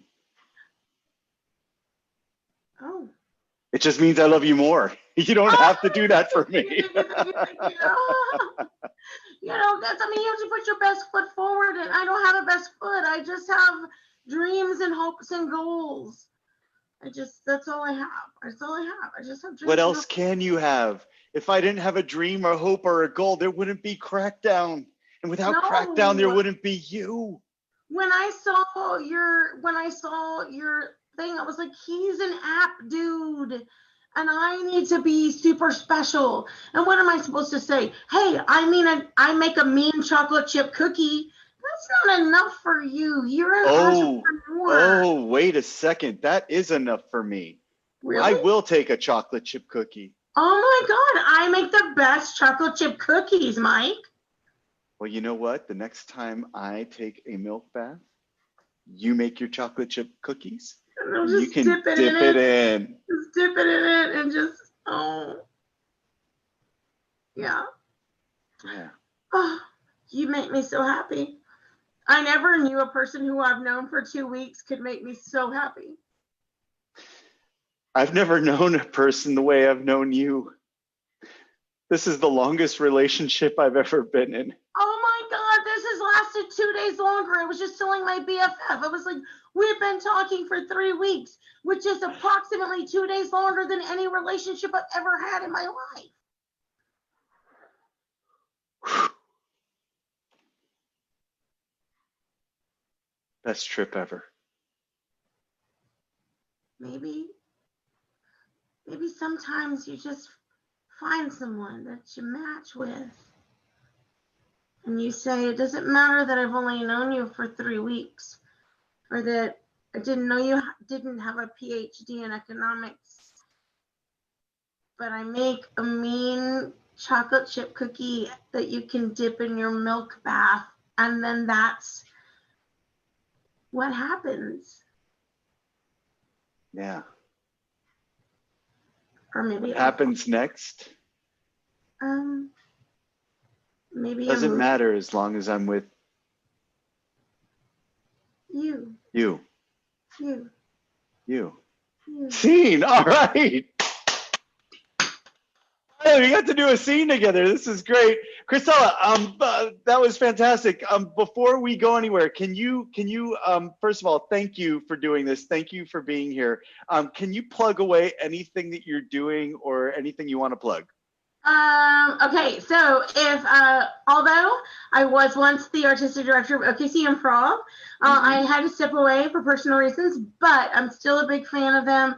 And so if you're in Oklahoma City, by all means, go check out OKC Improv. Next summer, I will be doing a show called Matilda at Lyric Theater, and I am the founder and artistic director of the City Cabaret OKC. So I'm actually a singer, although I'm really scratchy right now, but I sing quite a lot. And so if you're ever in Oklahoma City, there's so much art to be seen here. So please come and join us and have a great time. David Christopher, I loved having that scene with you. David and I we go a couple of years back, and that was so much fun, and so so ridiculously awkwardly grounded. Ridiculous. So This has been a long time coming. We've talked about this forever, and I'm just so glad that we've finally got to do this. And I promise that the next time we do this, I'm going to make this promise, because I don't want this to not happen anywhere else. I want to do this in person. So whether it's OKC, Miami, or somewhere else, we're doing this in person. Yeah, we're gonna have to come up with a name. We will. We will. There you go. It's in there, or CD, if you want. We could take it back. Or CDC. Or CD, right? That'll be good, because that'll be topical. So, Christella, if you want, let's see you again. If you want to stick around or come back later for the jam, you are always welcome here. Thank you. I'm gonna blow you kisses galore. Besitos, besitos, besitos. Sí. Gracias. Besitos. Shows, and I'll be around. Okay. All right. Thank you. Thank you so much. Mwah. Bye. All right. Bye. Okay. So that was Christella Carizales, and you heard everything about OKC and OKC Cabaret and all the good things that she's up to, and just an incredibly fantastic talent. And one day you need to hear her sing full on. I have had the privilege to hear her sing full tilt, and it is absolutely amazing. So if you ever get the opportunity to see her, if you're at a festival someplace, or she's performing online, or you just happen to go to OKC, go see her do her thing, because she can rock it. I'm back to host duties now, so I've changed my background. And we're going to play some more, and we've got some more show coming up for you. But right now, we are going to take this into a different land. We're going to go from a mono scene, and before that, we had sort of like a variety, caso cerrado show. We're going to take this into a different place. We're going to the land of drama. We're going to the land of passion. We're going to the land where anything can happen. But before we do, I want to talk to you about Just the Funny right here, real quick. So we've got Fuacata, which is our Latinx Improv Festival, which you are watching, and thank you for being here. But we also have Just the Funny, which is the home theater for Fuacata, and also the presenting sponsor for Fuacata, meaning that basically we do all the work, and we're not getting paid for it, but we love what we do, and we're bringing it out to you. So before we bring on our next show, which has got all those passion and drama and intrigue and all that good stuff, please do us a favor. If you are enjoying what you are watching, if you are not enjoying what you are watching, support improv, support theater, support local improv wherever you are at. And if you want to support us, you can do that right here at justthefunny.com/support. We got lots of different options there. You can sponsor a student who can then take a class, somebody who's going to learn improv for the very first time. If you want, you can go and put your business out there, and we can do that either through one of our shows, our upcoming shows, where you can reach our audience and do it very affordably, or even through our upcoming podcast. We already have a podcast series, but we're going to take that very much like what you saw with our panel, and now move that forward into a video podcast or a vlog. So we're going to have that going on. But right now, it is my extreme pleasure to bring in our next show. And this show is going to really take us to a different place. And it's also a show that I'm so excited because it got to debut in a format that we built specifically for online improv here at Just the Funny. And this show is a one person, one woman telenovela. And it's better known as Solovela. I give to you Diane, Jorge, and Solovela.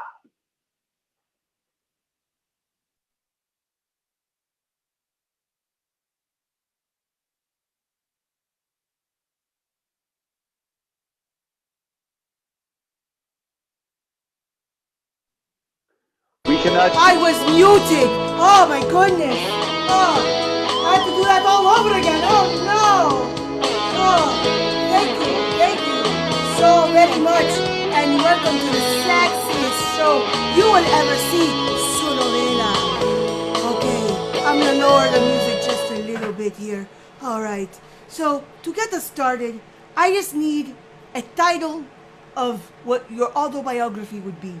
So someone from like Random House Publishing or someone was like, Mira, here's 10,000 kajillion dollars. Please write your life story. This is what it would be. I'm checking here on the Facebook comments to see if anybody writes a title for me.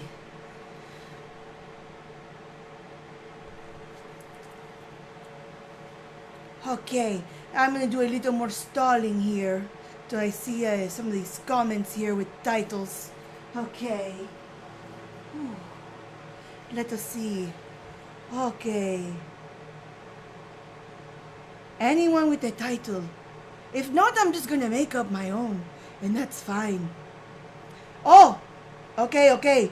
I have one from Nelson Vallasquez. Thank you, Nelson Vallasquez. Overachieving ain't easy. Overachieving ain't easy. Ladies and gentlemen, I bring to you an episode that you will only see tonight, and tonight only of Overachieving ain't easy.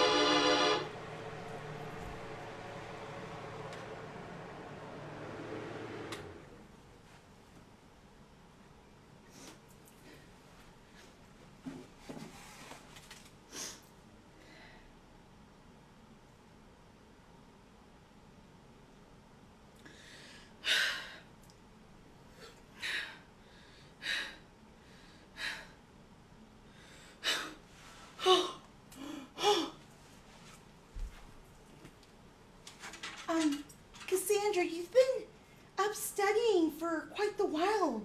Don't you think, just go outside, semester's almost over, there's a bunch of parties.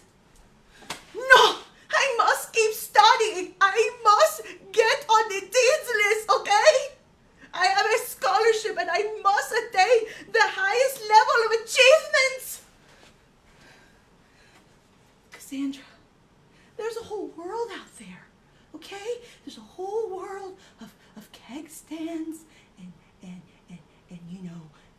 and really cheap liquor and fruity drinks and doing really embarrassing dances.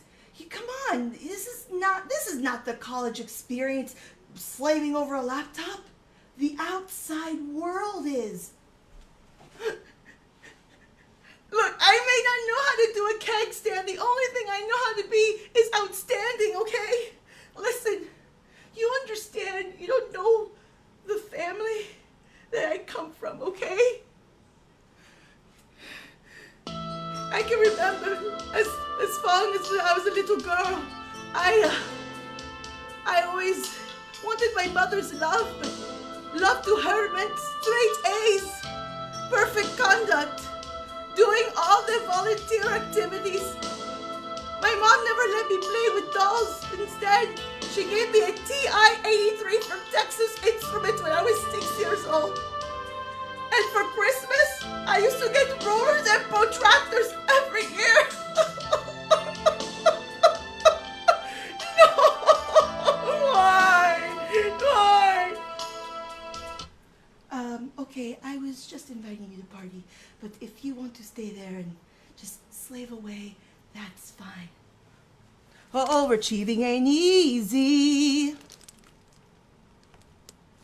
Overachieving ain't easy.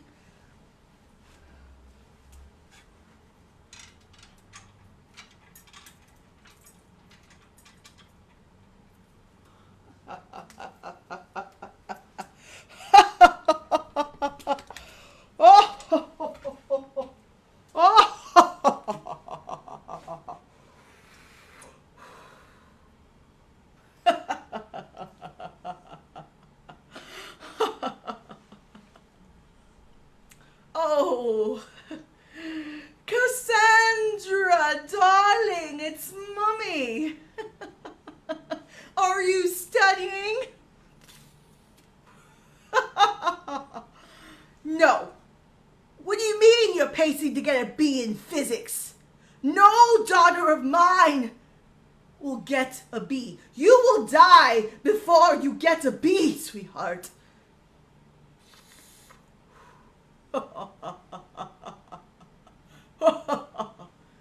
You better get an A, because if not,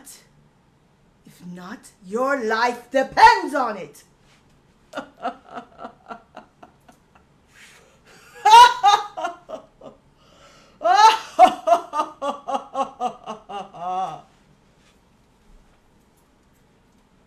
Overachieving isn't easy.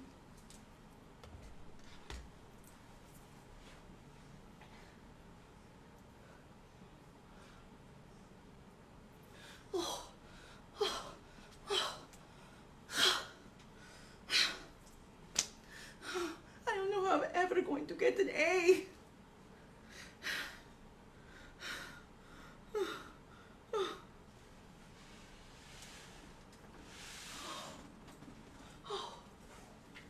I just feel so alone.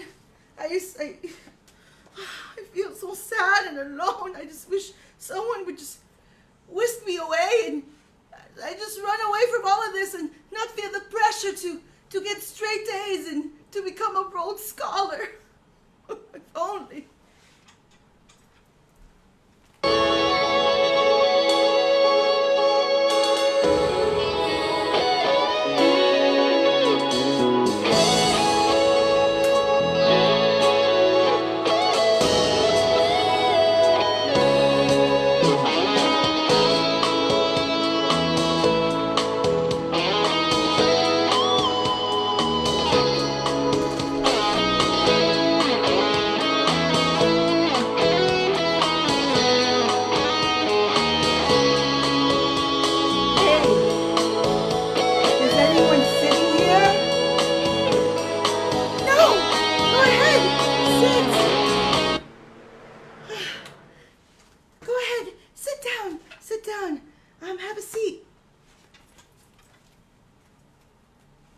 Thank you very much. My name is Juan Carlos Valle de la Castillo Valle Garcia. Pleasure to meet your acquaintance. I am Cassandra Castillo, de la guitarra de los pantalones. Mucho gusto. Nice to meet you. You have a lot of books to study there. You must be really smart. Physics, astrophysics, calculus. Wow. I'm still taking remedial math and remedial science. Wow, you must be so smart. You know, I've always thought of myself as a smart person, but, you know, there's certain things that brains don't get you. Like love, you know? Oh, I get plenty of love, you know. I go out on dates, you know, but I haven't found that special one yet, you know? Oh, is that so? Well, you know, I just want to say that it's really nice and it's really refreshing to see someone who just has a carefree approach to life. I care entirely too much. You know, I may look carefree, but what I really want in my life is a woman. I want a woman that will satisfy my urges. A woman who will challenge me, not just physically, but mentally, who will ask me questions about my day, will make me smarter and learn more things. And most importantly, I want a passionate woman.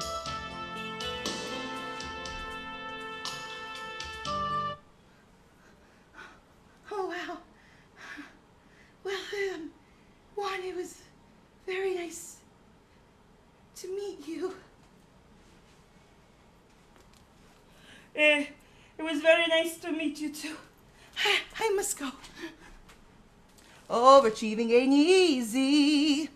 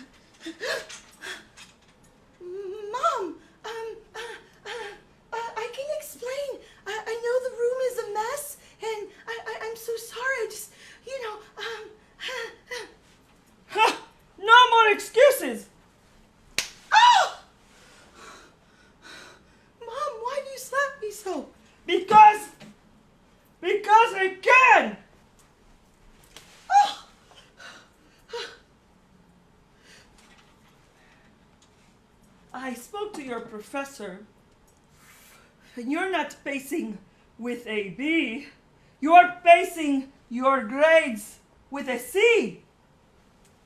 Mama,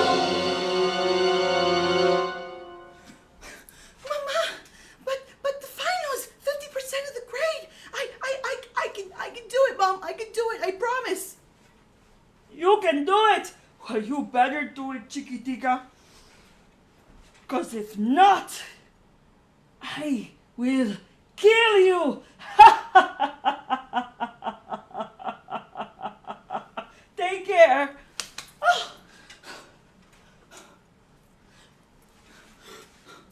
Oh no, what am I going to do? I know.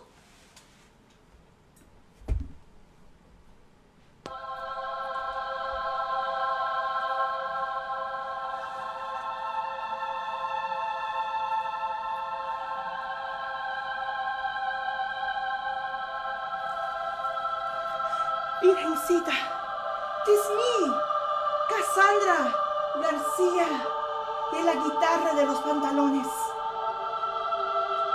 I want to pray to you because I want to get good grades, but it's so hard, and I feel so alone. And I saw Juan, and I knew that he was the man of my life. I want to have both success and a love life. Please, please, Virgencita, please grant me this wish.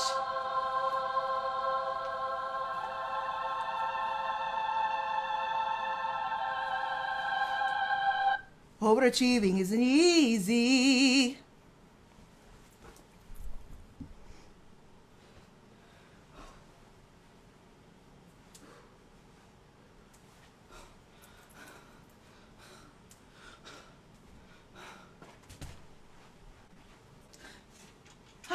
So Cassandra had the test go. I don't know, they're gonna post the grades any minute now. I was just so distracted, you know? I was so distracted because I just kept thinking about Juan Valle del Castillo de la Valle. I thought of his strong arms, his physique, his dark brown eyes, and that cowboy hat. I'd like to see that cowboy hat on the... Oh, I can't believe I'm saying this. I'm such a decent woman, but I want to see that cowboy hat on the floor. I want to know what love is. I want someone to show me.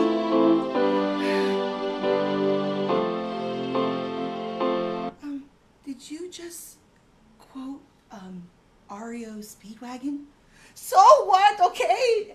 80s yacht rock is amazing, okay? It's so good. Oh, look. They just posted the paper with the grades.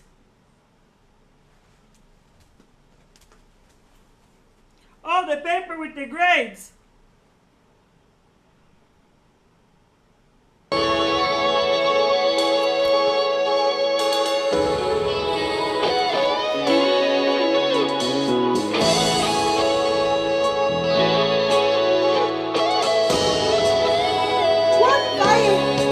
Castillo, I thought I'd never see you again. I thought Oh, it's okay. It's okay. I am here now.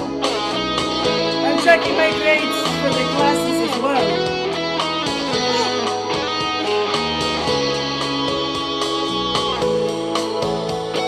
Honestly, I don't care about the grades anymore. I care about you, Juan Valle de la Castillo Van Valle. And Cassandra, I have not been able to get you out of my mind. Oh, Cassandra de la guitarra de los pantalones. I know this might sound very soon to say this, but what is it? What is it?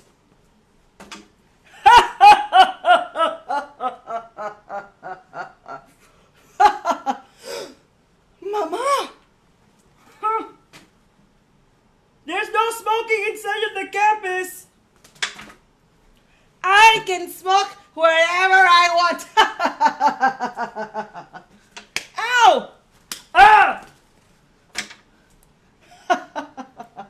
So, Cassandra, what grade did you get? Will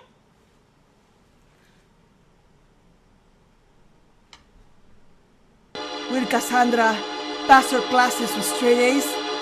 Will Juan and Cassandra get it on? You'll find out next time on Overachieving Isn't Easy. All right. That was fantastic. Solo Bella, Diane Jorge. She really knows how to play those characters. She knows how to work an eye patch. The hat is all over. And of course, there are music cues. You just got an entire telenovela done by one person. So many characters. Absolutely fantastic. What a great tour de force. Again, this show was birthed in the online format, and she has taken it and just rocked it. What a fantastic set there. Thank you so much once again, Diane. Thank you for being here for Fuacata. The night continues. We still have more fun improv coming your way from all over the country, and this time it's going to be a returning show from last year when this was in person, but now it's online. So once again, you are here at Fuacata, and also just want to say and give a quick shout out to Just the Funny putting on Fuacata. And if you like what you're seeing here, if you love what you see in here, if you're indifferent to what you're seeing here, who cares? Just go ahead and support, because right now theaters need your help. And Just the Funny is no different. We're paying rent, we're paying bills, and we don't have anything going on at our theater because we want to make sure that everybody who ever walks into our theater is safe. So in order to do that, we can't be open right now. So we're doing shows online, we're doing what we can online, classes and everything. And we want to make sure that we can stay open in the future. So if you can, just go on down to justthefunny.com/support, and you can go ahead and sponsor a student with their class, or maybe even sponsor a show, get your business's name out there. If you want to be really narcissistic, put your own name on the damn thing. It's totally cool. We don't have a problem, because you're supporting theater, you're supporting improv, and that's really what this is all about. All right, no more stalling. It's time to get to our next show. This show was here last year. It was a fantastic show last year, and we can't wait for them to do their thing this year, all the way from everywhere from Chicago to Indianapolis, but fusing together. We've got the incomparable, incredible Improñol. And joining us, we've got Vlad, Guerrero, and Nelson Vallasquez. Hello, hello. Hola. Hola. Hola. Hola. ¿Cómo estás? Thank you. Muy Muy bien. bien. David. How are you doing? Doing good. This is where Spanish ends and we go back to English, but that's totally fine. Right back. Right there. Right back. Okay. It is great to see both of you, and I want to have like a fun conversation with you, but I know you need to do your show and do your thing. You both look really, really good right now, and you look well. Well, no, because right now, everybody's like sort of like, well, we're doing this whole thing at home. We're not, definitely, keeping up the way we used to. But both of you look pretty sharp. Well, thank you. Thank you. Vlad has decided to go with hair, and I'm trying to follow suit and not keeping up with it right now. So I just got to go with what I've got, and that's what I'm going to play tonight. So thank you so much. It's not that the hair's migrating. That's it. There we go. Exactly. Migrating. Ladies and gentlemen, we are Improñol. I'm Nelson Vallasquez. I'm Vlad Moreno. And we're going to be doing some fantastic improvisation for you this evening. We are in completely separate countries this evening, if I'm not mistaken. Yeah. Vlad, where are you right now? I'm in Brazil, in Rio de Janeiro. Rio de Janeiro. Rio de Falando Janeiro. português. É falando pouquinho português. Pouquinho português. So we would like to get a word from the audience, and I'm not on the Facebook right now, so I'm going to lean on you, David, to type it into the chat box, because I know you're monitoring it. Can we get a word or a phrase that works in Spanish and in English? So something like Taco Bell or Chinga tu maga, like something like that. Anything like that that works both in Spanish and in English. What do we got there, David? What do we got? I know we're waiting because we got a delay. Vlad, by the way, you are tan-rific. I feel very Yeah. lit right now. I have very... Because I'm every day on the beach. That's the That's the difference.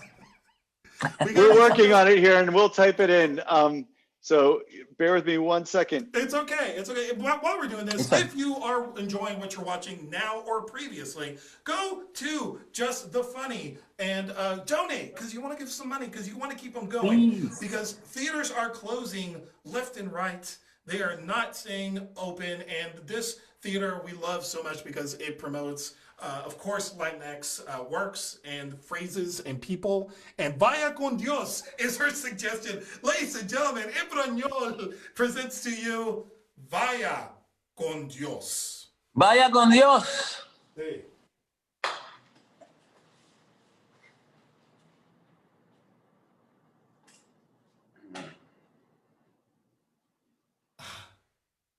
Hello, Father.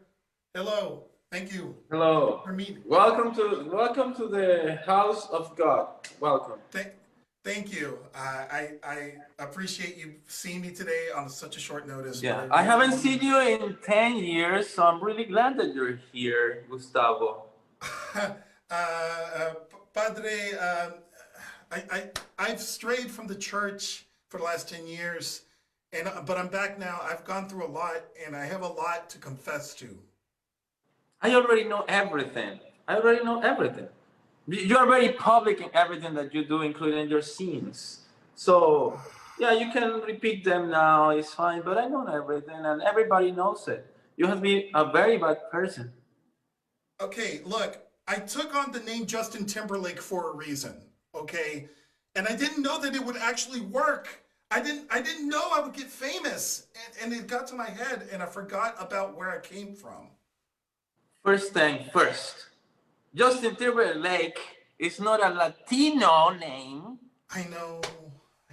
So, and you just like blonde your hair and like made a different version of you. That's really bad. God see that in like a very bad way. I understand, and you know, I shaved my head. I've renounced my talent. I've renounced everything that I know. You know, I don't even do the meme anymore. It's gotta be me. I don't even do that anymore. I'm done with that life. I want to reconnect with God. You know, this is the house of God of salsa. This is the church of salsa, and you have to come back to play salsa here, okay? No more pop, no more that thing, okay? Okay. First of all, and second of all, I know that you have made a lot of money, so you know what to do, right? To come back. Okay, get the collection plate. Okay, here, get the Thank collection you. plate. Here you go. Here you go. Right here. Okay. Okay. This is the down payment. It's fine. Okay.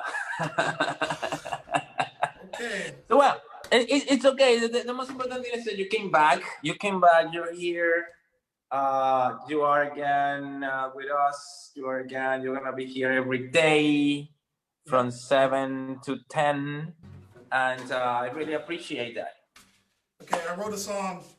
I wrote a song for this occasion, and I'd like to play it for you for God. That's okay with you? It's fine. It's fine. You hear that okay? Yeah.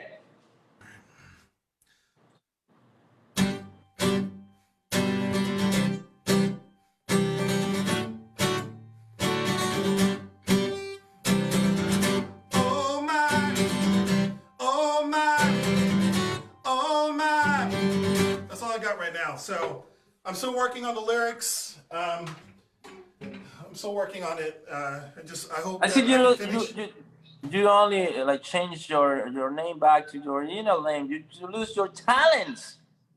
Yes, it's when I use my real name. I don't know what to do. I'm lost, and I'm hoping that I can find a connection through you. You're the only person who's ever been like a true father to me. And I'm sorry. I'm sorry I left you when you needed me. What can I say? I miss you singing in the celebrations and being by my side, like cheering the people. I miss all that. Yes, we don't have anybody else. Luisa is terrible. We have lost so many people because of her. She's like such a bad performer. And you knew this from the beginning and you left me. I'm sorry you got stuck with Selena Gomez. I'm sorry. I'm back now, and I'm hoping if I could stay with you for the next 7 days, I'm hoping that we can reconnect. Oh, I'm glad that you remember the 7 days. The 7 days of healing. The 7 days of return.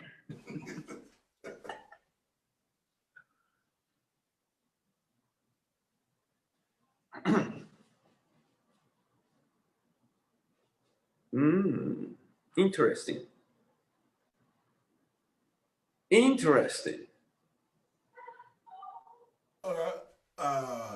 Interesting. Yo estaba pensando que la próxima vez que tú entras a la casa, por favor, no puedes gritar porque tomé demasiado ayer. ¿Con qué? ¿Me quieres decir que yo siempre grito, ah, Pablito? ¡Ay, carajo! Mira. Desde que somos roommates, siempre llegas borracho. Todas las mañanas. Yo no estoy gritando aquí, yo estoy estudiando música. Cantando.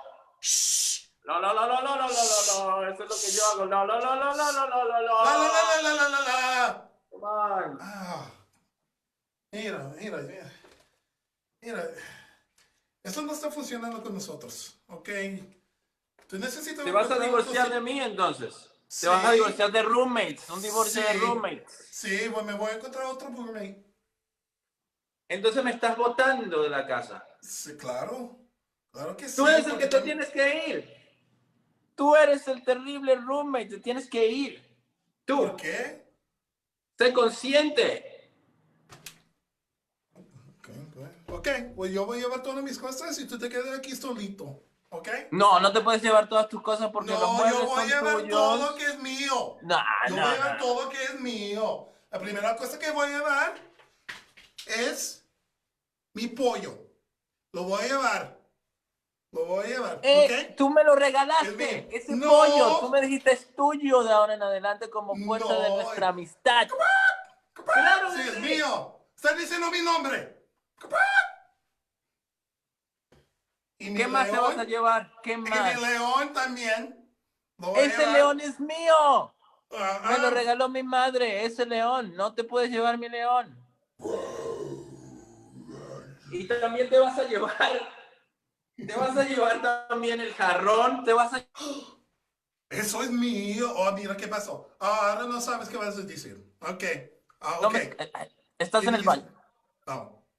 ¿Te vas a llevar el jarrón también? Sí, yo lo voy a llevar. ¿Cómo que no? Este jarrón son las cenizas de tu abuela. Tú no tienes que llevar esto. Yo sé, tú lo puedes tener. Es tuyo. Está bien. No quiero las cenizas de tu abuela. Déjalo en paz. Él no está haciendo nada. Yo estaba cagando, me estaba mirando con los ojos de los ángeles y todo eso. No. Solo te quieres llevar las cosas buenas de esta casa, pero esto no te lo quieres llevar. No, yo voy a llevar que es mío porque tú no pagaste para nada. Mira, esta guitarra lo voy a llevar. Mío. Mira. Esa guitarra es de mi novia. ¿Qué te pasa? Esta trompeta es mía también. Esa es de mi papá. Todo eso es mío. Mira. Yo voy a llevar todo. Te voy a acusar de ladrón, ¿viste? Y nunca me vas a ver otra vez. ¿Ok? Pero ¿sabes lo único que no te puedes llevar? ¿Qué? No te lo puedes llevar. Ya te voy a decir que no te puedes llevar. Ya te lo voy a decir. No te lo puedes llevar, no te lo puedes llevar, Nel. Dígame. Es esto. No te lo puedes llevar. Dámelo. No te lo puedes llevar. ¿No? Esto es mío. Ni siquiera es mío. Es de la casa. Sabes que sin esto la casa no funciona. Así que no te lo puedes llevar. Ok, si tú me das la taza, ¿Qué me vas a yo ofrecer? te doy el pollo. No, me das el pollo y el león, los dos juntos. No hay negociación No, aquí. eso es demasiado. Eso ¡Pollo es león! demasiado. Dame el pollo león, míralo, míralo, míralo, míralo. Ok. Es tu instrumento favorito. Es tu instrumento favorito. Mira cómo es suave Ok. y duro a la vez. Escúchalo. Te voy a dar falta. Pollito. León. La misma vez, a la misma vez. Yo no te... No, Ok. la misma vez. A la misma vez. La misma vez. Ah. Ok. Ahora te puedes largar de esta casa, ¿ok? Me voy. Te vas, bye, te vas, no te quiero ver más nunca. Bye.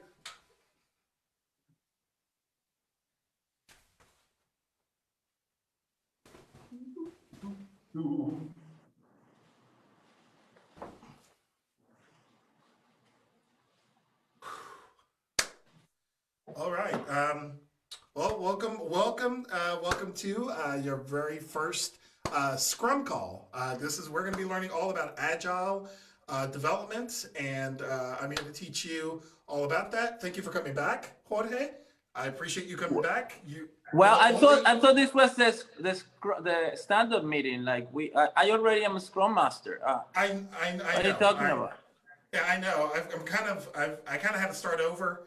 I could not get enough people to sign up for my class, and this is really the only class that generates any money because you're the only one that signs up every single time. All right. Well, I guess we have to go with this. I got the day off to come here, so it's fine. Free food, free travel. That's why I sign up every single time, because it's the only way that I can travel for free. The company pays for it. I come to see you, but I don't really care. Thank you.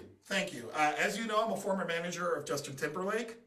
I used to manage at Justin, and I learned a lot. Justin Timberlake, the singer, was the manager in this company? Yeah, he was a manager here. Yeah, he came in and he did all kinds of things for this company. He's the one who developed the erasable pen. Like, he developed that from the ground up and got it to market.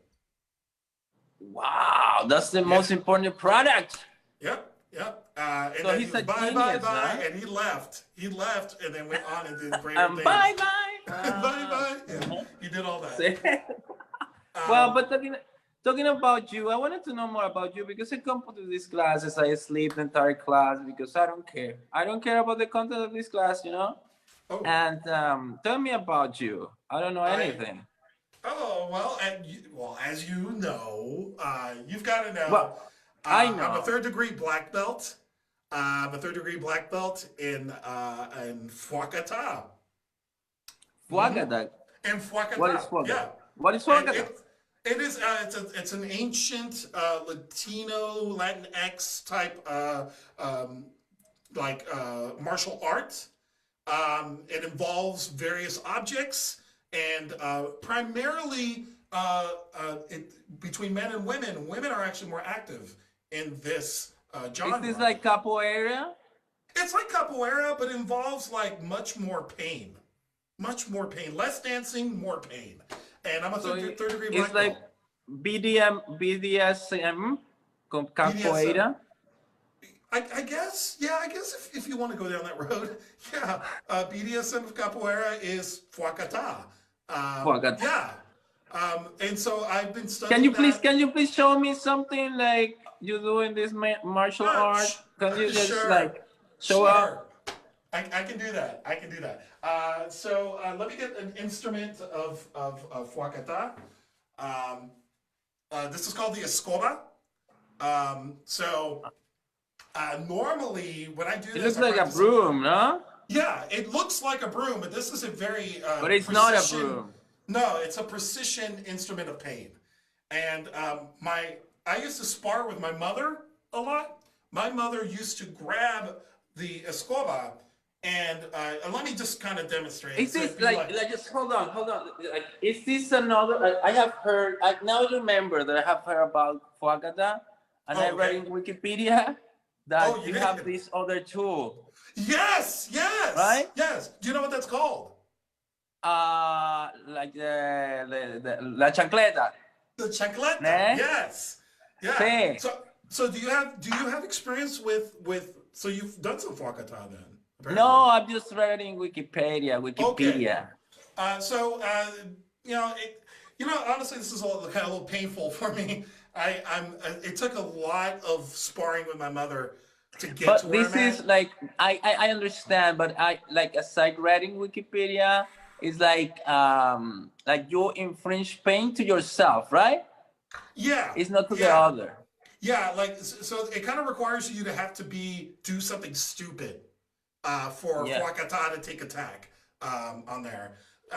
So before they attack you, you attack yourself. You attack yourself. Them up, yeah, because you know that the person attacking you is probably going to hit you harder than you hit yourself.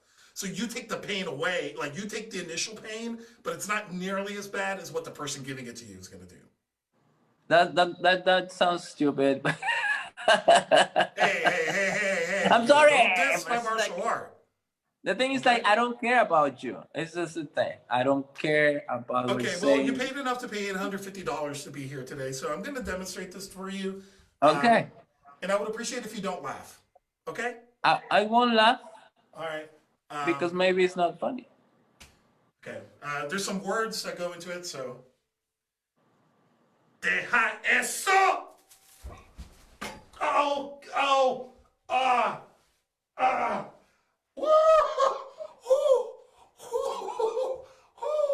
That was dumb, man. That was the most stupid thing that I have seen in my life. Like, period. It's just the most stupid thing. Like, there is no other thing that you can see on YouTube or anywhere else. Why do you keep coming back? You wanted to know more about me. I've told you something that's very near and dear to my heart, and now you're just dissing me. Because I'm the master of Fuacata. I'm here to infringe you emotional pain. This is the next level. This is the next level. Physical pain is just for beginners. Oh my God! Emotional pain is where the secret is. I'm on the bridge. The secret of Fuacata. Exactly. Master. You are now a black belt in Fuacata. 4th degree. Thank you.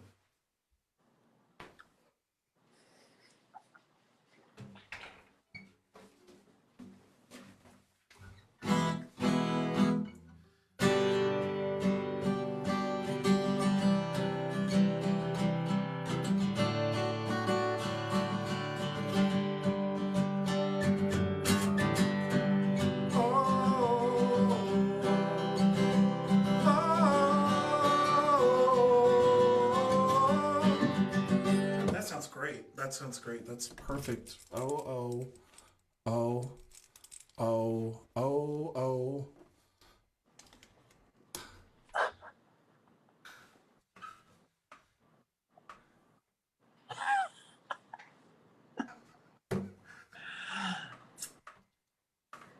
I got it. I got it all. I got it all. You liked it? Yeah, I got it all recorded. I got it all. Don't worry about it. Okay? Would you mind playing it back for me? Okay.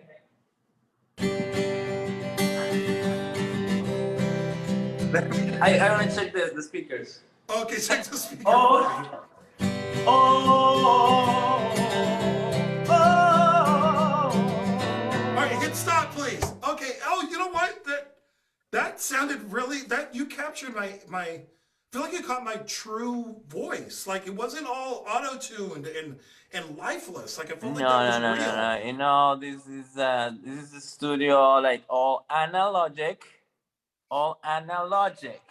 All of it's analogically put together, right? Exactly. Can you fast forward to the Spanish part? Can you? to the Spanish part. Can you fast forward to that part? Por supuesto. Okay, tell me, can you play it for me? Play it back for me, please. I'm gonna play it. Okay, thank you.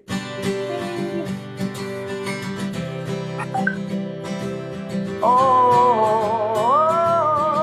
ay, ay, ay. You know what? The words translate so well between Spanish and English, and you're such a good producer.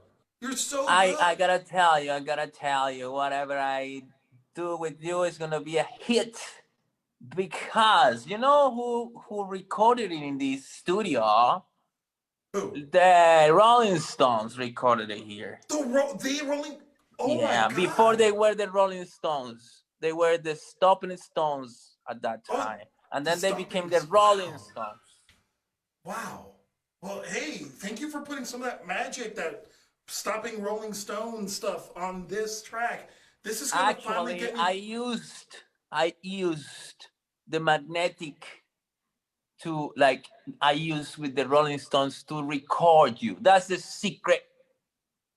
I just override all this magnetic, and they get the spirit of those talented people. Thank you. Thank you for using and overdubbing Exile on Main Street. Like, we're never going to need to hear the Exile on Main Street, the Rolling Stones record. Like, you just overwrote their entire master tape with my music. Thank you. What did I do? You overwrote Exile on Main Street. Didn't you see me load it up on the machine? I thought they were like the bad magnetic thing that I was recording, not the good ones. No, I wanted you to hear put it there? Yes, I'm sorry. I thought you knew. You fucking damaged my most precious thing in the world. I'm sorry. I'm sorry. I'm sorry, Vince. I'm sorry. Get out of here. Get out. Damn it, Justin. It's okay. Don't get out. Don't get out. Okay, get out. Get out. You are my only client in 10 years, but it's fine. I will get one in 10 years more. All right, that was Improv. Vlad Moreno, Nelson Vallasquez, 2 different countries, 2 different continents. By the way, I called you in the beginning, Vlad Guerrero, which is a baseball player, a very good one. But my brain immediately thought of Guerrero instead of Moreno, so my apologies. I'm a Guerrero también. Second year, you guys killed it. I love the music. That was great. Thank you so much for being part of Fuacata and incorporating, by the way, Fuacata all over again into your set. So thank you, and also thank you for being here tonight. I don't know, are you ready, willing, and able to stick around for a quick little improv jam? Absolutely. Yeah, I'll stick around for sure. All right, cool. So we have a number of our participants are waiting in the waiting room. We're going to give them a chance to go ahead and jump on in there and get all ready. They're doing that right now. So all of our wonderful performers and even our panelists from earlier tonight, go ahead and log back into our Zoom waiting room. I know that there was some questions about that, so just go ahead and do that now. I'll make sure you get in. And meanwhile, for those of you watching, you're about to see a jam where we get all of our wonderful Latinx improvisers together, and they're going to get to play and have some fun. Get ready to type in some suggestions. I will make sure that they get what you write. One quick thing, once again, I want to thank all of our incredible people who have been part of this wonderful festival, and in no specific order. We had on our panel tonight Stephanie Perez, Will Luera, Laura Galan Wells. We also had Eddie Mujica, Nicole Perez. We also had Julia Jules Morales, and we had our very own Marlene Marcos. I want to thank Rick Munars, who is not here tonight, but he had a lot to do with the behind the scenes of everything with this festival, from setting things up like the Zoom links and you know, making sure that everything was where it needed to be logistically. Rick, thank you so much. Also, I want to thank our incredible cast, whether you participated tonight as QPI or Que Pasa Improv, or whether you were just watching and supporting. thank you so much. And speaking of which, we had our QPI wonderful cast here, and I just want to give them a shout out right now. That was Milton, that was Diane, Diana, Danny, Gabby, Romina. Thank you so much. Also, we had Cristela Carizales here tonight. Hopefully she comes back and she gets to play as well. And we had Diane come back and do Solovela, her one-woman telenovela, all for you. And then we had, of course, Improñol. Improñol is here. So we had both Vlad and we had Nelson here. They came back again. That was fantastic. And now we're going to get to our jam. So let's get all of our participants for our jam back into the space here, because we're going to play. So we've got Nelson, we've got Diane, we've got Milton. And I think we're going to roll with this. If you want to join in and you were playing earlier or on the panel earlier, feel free to come on in. I will get you into that room. If you are at home, go ahead and help us out right now. We're going to play and have some fun. So before we do that, let me ask you, jammers, or jamadores, I'm going to make up a Jammers. word. Jammers. Jamadores? That sounds like we're Jammers. like eaters. I know. Jammers. Hama. But let's do this. What do you want to do? What do you want to play? I've got, and I don't know if it's like I've not done it on Zoom, so I don't know if it's gonna work. I was thinking either we could do a La Ronde, or a Choose Your Own Adventure, which is kind of like a La Ronde, but not. I don't know how to do it on Zoom. So I know how to do a La Ronde on Zoom. I just don't know how to do it with everybody else. So that's why I suggested. I'm just gonna go with La Ronde. I'll leave it there. Okay, cool. All right. So player's choice. We'll run with it. We can go and do a La Ronde. Why not? That sounds cool. So let's play along. A La Ronde. We're gonna play different characters, and they're gonna play with each other at different times. Ooh, cool. We got Gabby here. Hi, Gabby.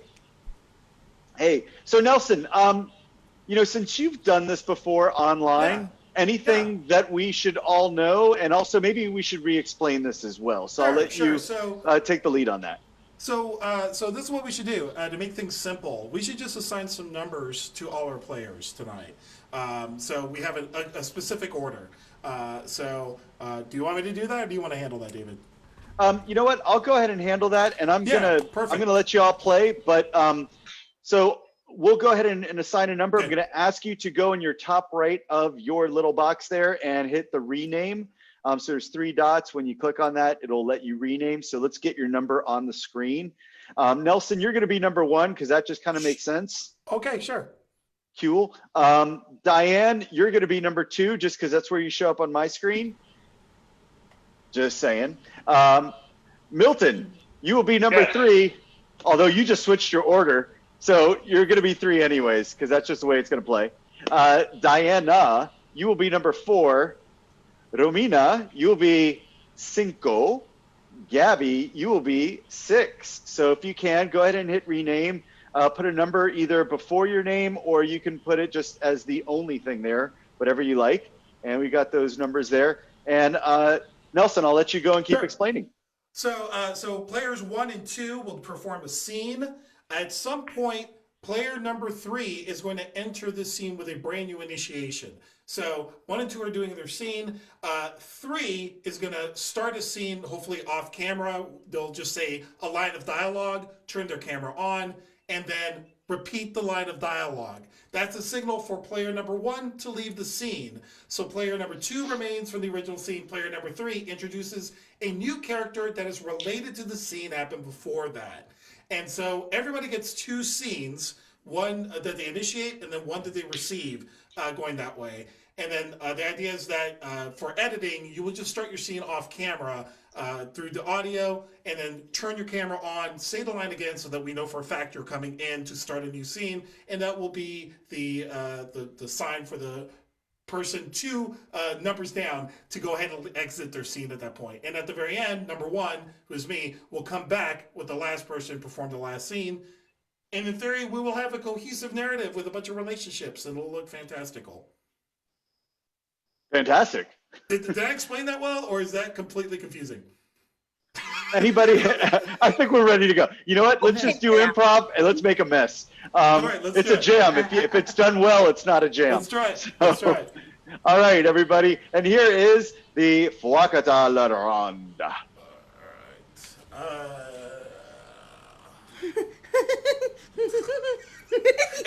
And then I said, why don't you and I get together? And here we are. Oh my God.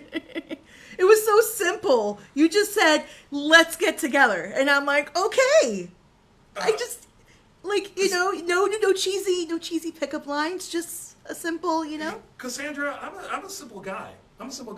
When I want something, I just ask. You know what I'm saying? You do. I know you do, So- Felipe. I know. So thanks for giving the chance to this. I know. left-footed- It's okay. It's okay. Look, my toe will heal. Okay, it's fine. thank you. You stepped on it pretty hard, but it'll heal. It's okay. All right. Cool. Felipe, I know this is really sudden. But I have this big apartment and I'm just there by myself, and I just wanted to know if you wanted to move in. Thank God you asked. Thank God you asked. I've been waiting all night for you to ask me this. Thank you. Thank you. I was like wondering, like, are we moving way too slowly here? Can we move any more quickly? And I wasn't sure. And thank you. Oh. Yes, I will be honored. You wanted things to go faster?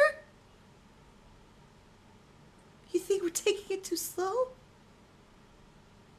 I'm ready. I'm ready. Oh my God. Oh my goodness. Oh my God. Ask me though. Will you do me? Ask me. Will you do me the privilege of becoming my wife?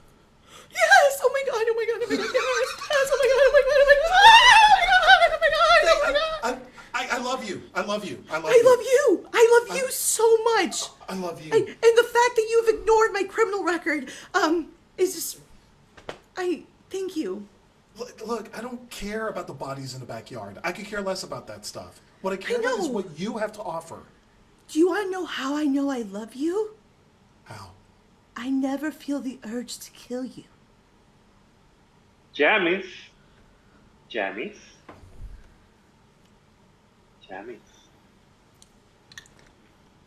Roberto. Yes. So, are you ready to get this show on the road? Look, man. I'm an engaged woman now. The killing is done. I am done killing people. Hey. Okay. Shh, it's fine. This is an OnlyFans for killers. It's fine. You don't have to feel guilty. Just put on your money, baby. I'm your jammies. I'm telling you, I just got on, Roberto, to tell you. I know you're like my number one OnlyFans here, Yeah. and I know that you enjoy when I take a knife and just stab people, but I'm not doing that anymore. Hey. Shh. How about if I pay extra? How does $20 sounds for you, my sweet jammy killer lady? Yeah. Roberto, Yes. I can't kill anymore. I don't care how much money you throw at me. How about if over those $20 I add maybe a gift card for JC Penney. Damn, you know I love JCPenney. I know you're a fan of JC Penney, my little jammy. So how about it? Let's get some, a little chicka. No, let's jump some life, yeah? Yeah? I'm so conflicted right now. You have no idea, okay? My bloodlust. I haven't felt the bloodlust in a long time. How is this bad? It feels so good, my little jammy. Just let go. Just surrender to your gut feeling of the Hold on. You should look behind you. what?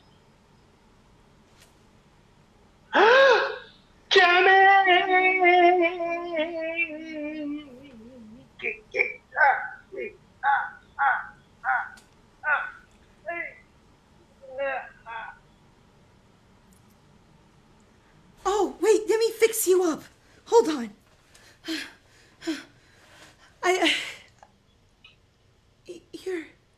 You survived. Yes, that was so erotic, my Jamie. You Wait know a what? minute. Wait. Will you pay me money just to hurt you without killing you? Yes, like I just look. I have it all now. A fiance and my dream career. Yes, I just need some antibiotics, maybe some sewing, but baby, this is the business. This is the business, baby. So, You know, I'm not very good at first aid. If only someone would come along and help you. I just don't want you to die because you are my biggest client. I don't want to die either, baby. I should probably wipe out the blood from the knife. There seems to be a lot of blood in here, darling. So, maybe someone can come clean it up. Yeah, I wonder who can come and clean this up. I'm sorry I'm late. Sorry. Yeah. Don't die on me. You know, I've been praying to the Virgin. Are you a vision or are you real? I'm as real as you want me to be. Oh, these OnlyFans just keeps getting weirder and weirder, but I love it. It's only 99 cents a minute. Just keep on paying. Okay, I'll pay for $20, but maybe can you call like an ambulance or something, if you don't mind? You don't have to call an ambulance. Just pray. Go ahead. Oh, okay, that seems to be very nice, but there seems to be a lot of blood in here. So, if you don't mind. You know what? Let me just kiss it better. How about that, huh? Yeah, but it's just put it here so that I can see. Just put it here. Yes. Put it here. I need my ball. I'm ready for the game. Yes. Don't be afraid. We meet again, Jessica. This is not a coincidence, you know. No, Jessica, yo sé que tú me has estado buscando porque te robé el falcón maltés. I stole the Faltis Malcolm from you, and you want it back. I give it to you, lady. Mm-hmm. I give it to you. Jessica, ¿cuándo vas a entender that all I want from you is you? Okay? Stop running away from this relationship with trivial treasures. Te necesito a ti. Vuelve a la casa. You need me? Yes. And where is the ring? J-Lo lo dijo. El anillo pa' cuándo. Mira, Jessica, lo que pasa es que, bueno, o sea, gay marriage is barely legal, you know what I mean? A lo mejor no estamos preparadas. Yo no veo tu U-Haul parqueado ahí en la afuera. Let's live together first, you know? Ay, Jessica, no te vayas, no, perdón, sí, me caso contigo, lo que tú quieras, tu silencio me mata. I'm a virgin. I can't live with you without getting married. You know that. Oh, Jessica, I always knew you were pure. And you know what? I have a confession to make. Listening? Yo también soy virgen. So let me get this straight.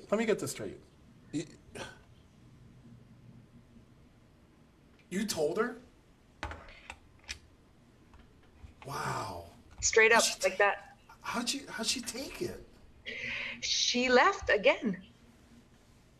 I'm so sorry. I'm so You know, sorry. You are the worst therapist. Like I really thought honesty would open up relationship and connection with the other person, and this is the first time this has ever happened. I swear. Listen, Dr. Dre, you know, when I first started going to your consultations, you were so self-assured and you were so confident. And now, you know, you give terrible advice, you doubt yourself. What's going on? I'm just really nervous about my upcoming wedding. That's all. I've been distracted. I've not been focusing on you, and I apologize. And here's a free pair of Beats headphones. I'm sorry. Here you go. I'm sorry. Okay, wow. I have not been giving you the medical advice that you need so that you can pull through this, and I apologize, and I've failed you, and I promise I'll do better. Well, I mean, planning a wedding is really stressful. It is, and this woman has done things that I've just not been able to wrap my heart around, and I just feel like I don't deserve her. I'll be honest with you. I mean, if we're being honest, she's way better than you. I'm not gonna lie. That's what I mean. That's what I mean. Yeah. See, I'm glad that you see this. This is why you're my favorite customer, because you give it to me straight. You don't mince around words, okay? You know what? Here you go. Forward, not straight. M&M CD. Thank you. Thank you. This is unreleased, by the way. Unreleased. Oh my God, Mom Spaghetti, the B-side. Exactly. That was actually going to be released first, and then he actually did vomit on a sweater. So, let me ask you. I mean, yeah, go ahead. It didn't work out for you. Do you think it's going to work out for me? I was going to ask you something similar. Like, I don't think it's going to work out for you. It didn't work out for me, but maybe it could work out for us. I mean, look, we both know the messed up parts about each other, right? Yeah, I guess so. And Lord knows that you're a fantastic rapper. How am I supposed to pass up on the next greatest thing? You can't with my mad skills. All right, well, yeah, I'm down. I'm down with this. Yeah, would you like to be? I'm gonna break up with her. Would you like to be my wife? With all my life. That's so dope.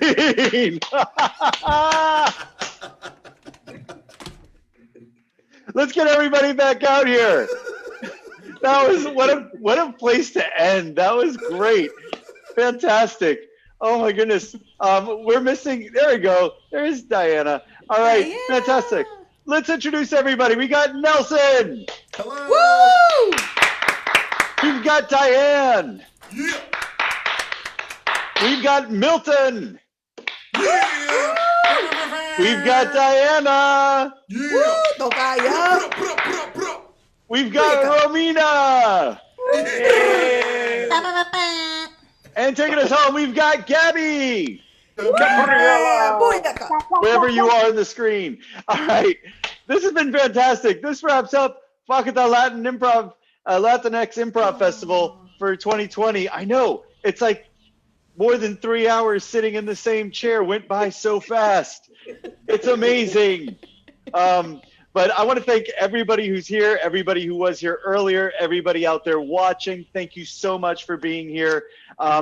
This has been fantastic. And also, more importantly, it's just nice to be able to share this with each other and to be able to have a place for Latinx talent to get together. I didn't know we were going intercontinental, but there we go. North and South America, we took it all over. So thank you for that. Thank you for your artistry and your talent and your time. Also, if you, last plug here, if you can, go ahead and support. You can go to justthefunny.com/support. If you want to go and sponsor a student, you want to sponsor a show, you just want to donate money, feel free to do that. But thank you once again. My name is David Christopher. It's been an honor and a privilege to be with you here tonight. So besos, and we'll see you next time. That's Fuacata, baby. That's Fuacata. I'm going to share a screen now. Woo, because that's fun. All right, there it is.